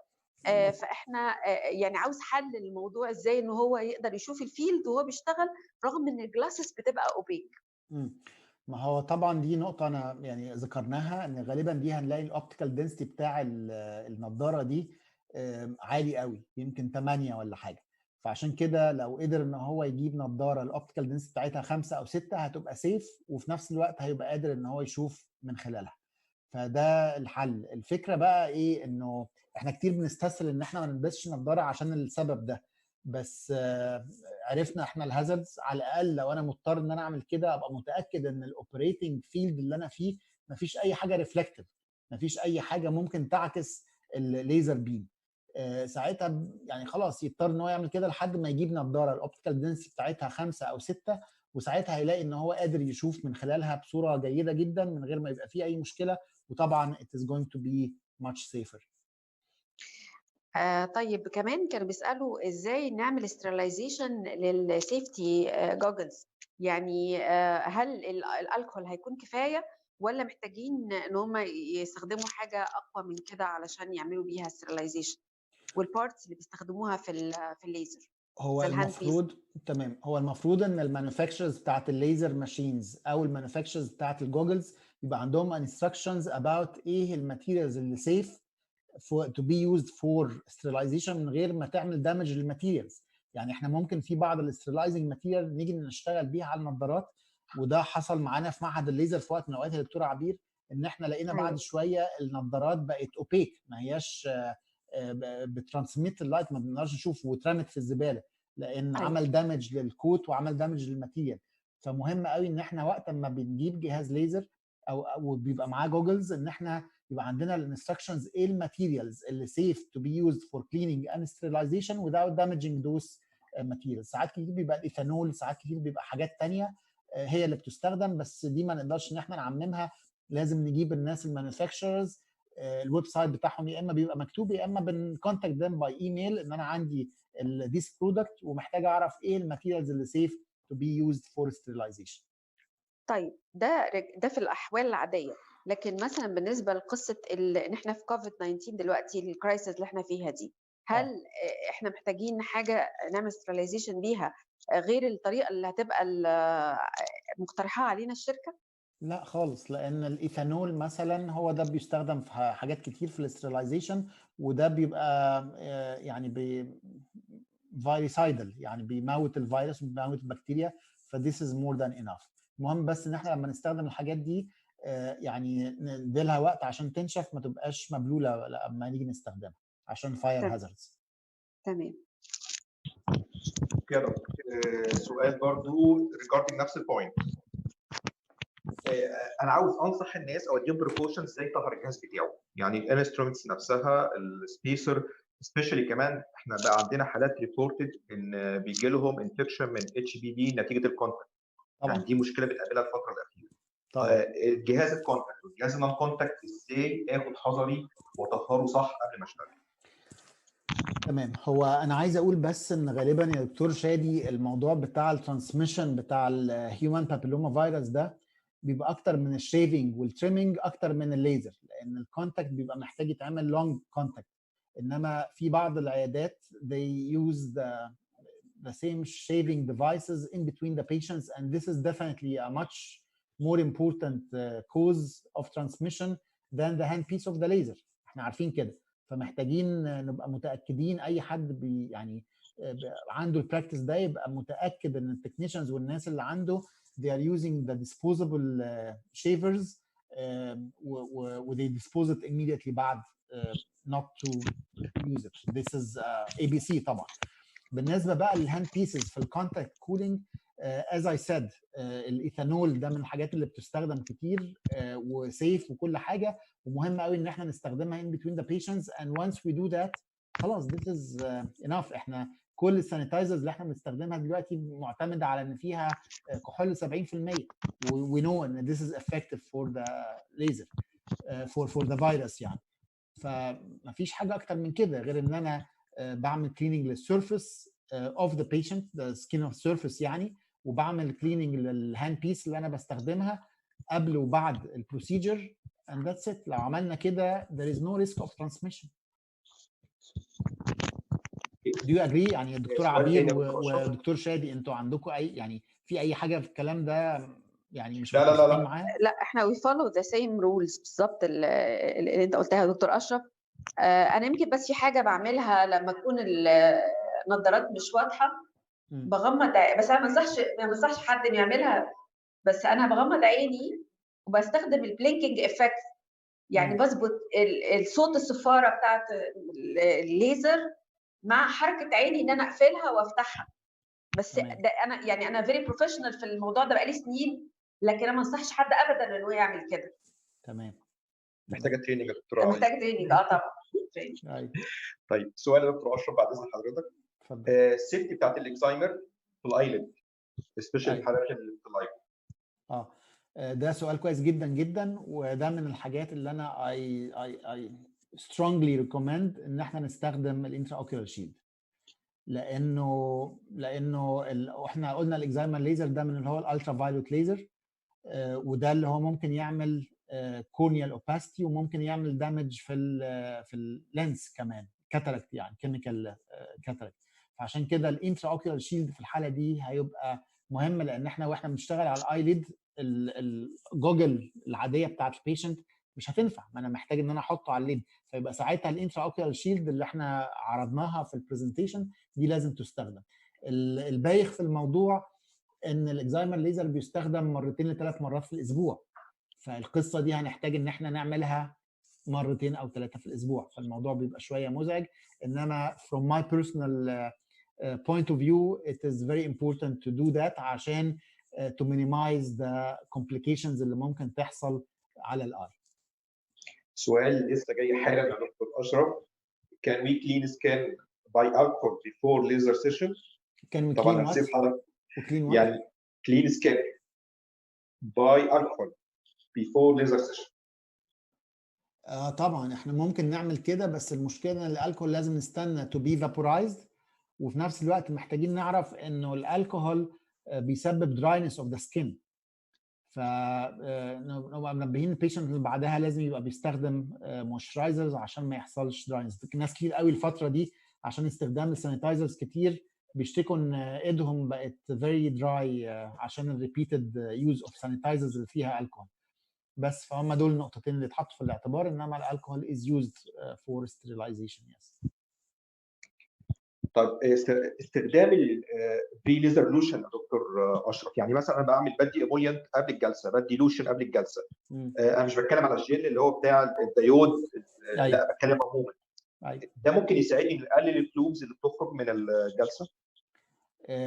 هو شوف كل ما الجلد يبقى السكين يبقى كل ما هيبقى الموضوع بتاع البلوم ده هيبقى اقل شويه. يعني انت البلوم دي بيبقى اكتر حتى في الهير ريموفال لو السكين دراي. لو السكين ويل هايدريتد هيبقى القصه دي اقل، صح؟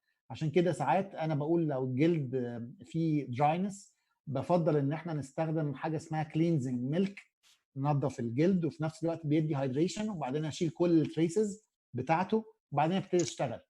مهم قوي ان احنا ما يبقاش فيه اي تريسز بقدر الامكان، لان التريسز بتاعت اي سكين كير برودكت هتزود الريفلكشن والسكاترنج فتقلل الافكت، صح؟ فالكلام ده هيبقى هيقلل لي الافيكاسي، سبيشالي لو الشعر رفيع شويه. لو الشعر ثيك ما عندناش مشكله.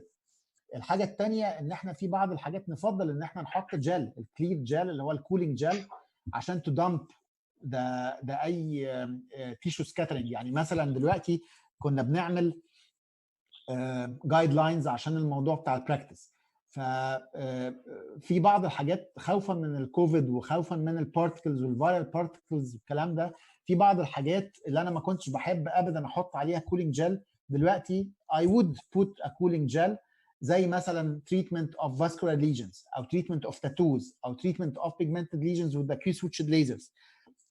لو حطيت thin layer of cooling gel وعملت الليزر من فوقيها مفيش اي تيشو سبلاتر هيحصل، كله هيبقى دم تحت الجل ده مش هيطلع، فساعتها بقلل البوتنشال ريسك اوف spreading the particles في الجو. ف this is something which we can do. It's not going to decrease the efficacy, especially لما يكون الكروموفور density عالي. طيب في سؤال جاي بيقول انه لو حد بيشتغل في منطقه حوالين الاي بالاربيوم ياج او بالاربيوم جلاس بيعمل تايتنس للايليد، فهنا يقدر يحط الشيلد ولا هيبقى ده مش مفترض يحط على اساس ان ممكن الهيت تبقى ترانسميتد للشيلد ويعمل يعني سايد افكت؟ في فرق كبير بين الاربيوم ياج وبين الاربيوم جلاس يا دكتور عبير. الاربيوم جلاس ده نون ابليتيف ريجوفينيشن، غالبا بيبقى فراكشنال، الدبث اوف بنتريشن بتاعه ساعات بيوصل اب تو 1.5 مليمتر، 1500 مايكرونز يعني، وده ممكن يعمل اي دامج، ولما بعمله يبقى المفروض ان انا احط انترا اوكيولار شيلد. On the other hand, الاربيوم ياج laser is much more superficial والإفكت بيبقى على الإبيديرمس وبيبقى ablative more than anything else. في بعض أنواع الاربيوم ياج laser بنقدر إن إحنا to use very long pulse duration, so it doesn't have ablation, but it has thermal effect, but still it's very superficial. Ideally, we should put the intraocular shield. الاربيوم ياج we can work without the intraocular shield because it's very superficial, but it is preferable to use the intraocular shield. Erbium glass, it is a must to use the intraocular shield.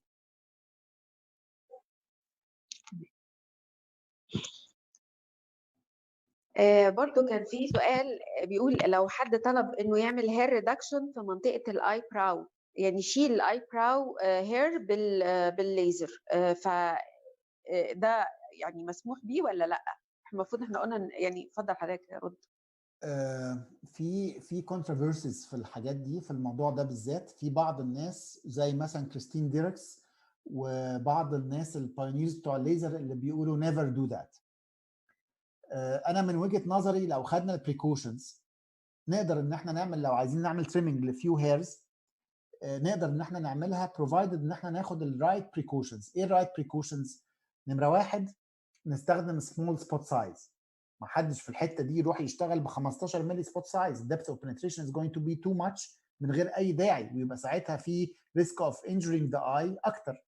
انما لو استخدمت 5 ملي او 6 ملي سبوت سايز هيبقى ده كافي جدا ان انا اوصل للدبث اوف penetration اللي انا عايزه من غير ما يبقى فيه ريسك. دي نمره واحد. نمره اتنين وthis is very important انه الدايركشن بتاع الهاند بيس اوف ذا ليزر should never be directed towards the eye. يعني دايما لو انا هعمل كده ابقى بخلي الهاند بيس، انا مش عارف انا باين في السكرين ولا لا، واضح. أيوة. بس يبقى الهاند بيس دايركشن بتاع الليزر جاي من تحت لفوق، بحيث ان انا ابقى away from the direction of the eye، ما يبقاش ماشي في الاتجاه ده، ما يبقاش انا ماسك الهاند بيس كده بحيث ان الدبث اوف penetration ممكن يدخل لحد العين. ابقى upwards away from the direction of the eye. ساعتها لو عملت الكلام ده خلاص في الدايركشن ده هبقى ما فيش اي هازاردز على الاي. small spot size و direction of the laser beam away from the eye، هيبقى ساعتها ما عنديش اي مشكله.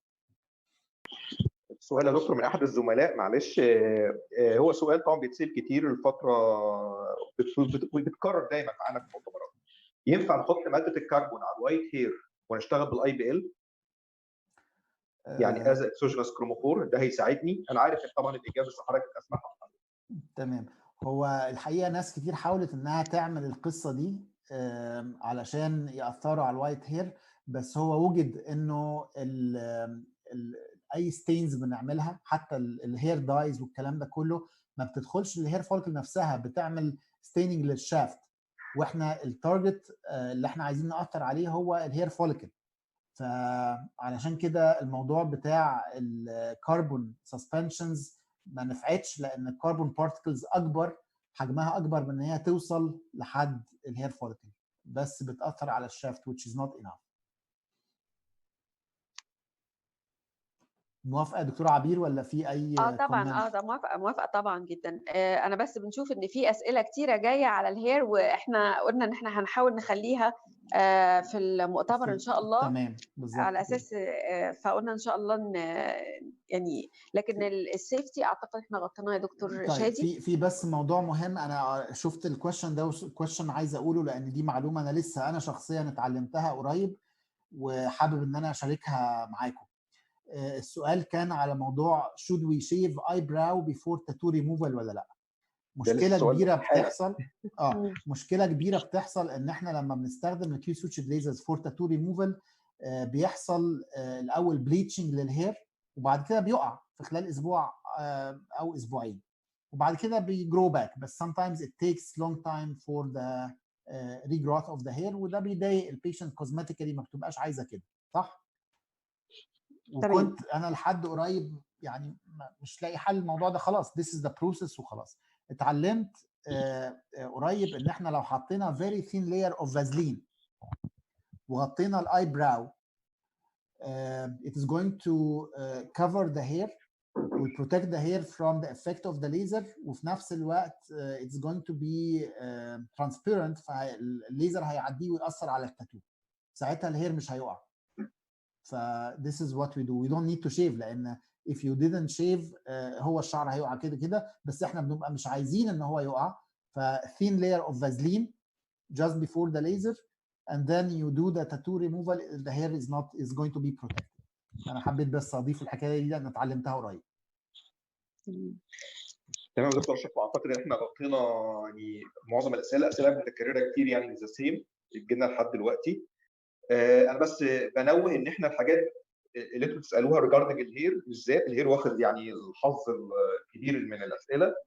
هيجي يوم سبيسيفيك للهير عشان بس الناس ما تقلقش، لا في يوم هيبقى سبيسيفيك للهير فقط او سيشن للهير كامله، وده حتى بشهر مديرما في المؤتمر في شهر 7 باذن الله. دكتور عبير. انا طبعا متشكره جدا حقيقه، انا استمتعت بالمحاضره لاقصى درجه واستفدت من الاسئله واستفدت طبعا من الاجابات، ودايما في تبادل خبرات ودايما في حاجات جديده بتبقى قدام الواحد. فاحنا بنشكرك جدا جدا يا دكتور اشرف، وبنشكر الناس اللي كانوا حاضرين معانا، وان شاء الله نشوفكم في المؤتمر باذن الله. انا اللي بشكركم وبشكر الدكتور شادي وبشكرك يا دكتور عبير، دايما بسعد ان احنا نكون مع بعض، يعني اتس ريل بليجر ان احنا نكون مع بعض في اي عمل. وبشكر مره اخرى شارم ديرما واستاذنا الدكتور عاصم فرج لترتيب الويبينار ده، والسبونسرنج كامبانيز للمجهود بتاعهم والسبورت بتاعهم وكل اللي حضروا، واتمنى ان يكون يعني كان في فايده من السيشن بتاعت النهارده. الحمد لله. انا احب بس اشكر برضو الشركه الاهليه الوكيل ليومينس كانت سبونسر اللي معانا النهارده. يمكن هضيف بس حاجه لطيفه في الجهاز بتاعهم بتاع السبلندر اللي هو بتاع الهير ريدكشن، ان هو من الاجهزه اللي مركبه فاكيوم يا دكتور اشرف. يعني الفاكيوم عشان يمنع تماما ريحه حتى الشعر اللي بيتحرق او البلومز اللي خارجه من الهير ريدكشن. فدي طبعا فكره اعتقد ريجارد السيفتي هتبقى هايله جدا، على الاقل هتعمل اليمينيشن بشكل كبير للبلوم بتاعته. طبعا هي دي حاجه كويسه جدا، والفاكيوم اللي بيحصل مع الليزر ده هو ده اللي يمكن ان الانرجي اللي بتستخدم تبقى اقل بكتير من اذر دايود ليزرز، وفي نفس الوقت الفاكيوم ده بيعمل كومبريشن للبلاد فيسلز، فبنإليمينيت الاوكسيموجلوبين من الايكويشن، بيبقى بس الميلانين والهير فوليكلز بتبقى اقرب بكتير للسورس بتاع الليزر، وبالتالي الانرجي قليله بتجيب نتائج كويسه جدا with much less pain، والسبوت بيبقى كبير. فديفنتلي ده من السيستمز الكويسه جدا جدا as long as the hair is thick. عشان كده هو متميز، وهنا في كندا ده من اكتر الحاجات اللي بتستخدم في الهير ريموفر. اضافه كمان في جهاز تاني يا دكتور اشرف، كمان في اير فاكيوم شفاط هواء راكب مع الهاند بيس كمان. تمام. ده جهاز اللي هو الاليكسوليان. تمام، ده مهم يعني جدا جدا طبعا، لان زي ما انا قلت الكارسينوجينز والتوكسيك ماتيريالز اللي بتطلع مع الفيومز بتاعه الهير ريدكشن، فحاجه زي كده هتبقى بتقلل الريسك والاريتيشن، الريسبيراتوري اريتيشن ممكن تحصل. فطبعا الحمد لله اليوم كان جميل جدا. انا بصراحه يعني بتشرف ان انا كنت عديت على مدرسه معهد الليزر اللي حضرتك واحد منها والدكتور عبير. ده فعلا اثقلني علما، وده بفضلكم والله بجد، وهفضل اتعلم منكم كل يوم. حتى النهارده انا خارج بمعلومات جديده، استاذ العزيز الدكتور اشرف، استاذ العزيز الدكتور عبير، ويا رب دايما كده نتجمع على خير واوقات افضل من كده بكتير يعني ان شاء الله. يكون بقى السوشيال ديستانس باذن الله. متشكرين انا جدا بشكر جدا. بس استاذ الدكتور عاصم فرج والشركه الاهليه والتيم اللي قاعد معانا بيشتغل ومش عارفه يروحوا ازاي في الحظر. يعني احنا معانا رخصه يا دكتوره عبير، لكن المشكله بقى في التيم يعني. ربنا يحفظكم جميعا، وان شاء الله نلتقي قريبا وجها لوجه باذن الله. ان شاء الله. اشكرك يا دكتور. شكرا. اشوفك على خير. مع السلامه. مع السلامه.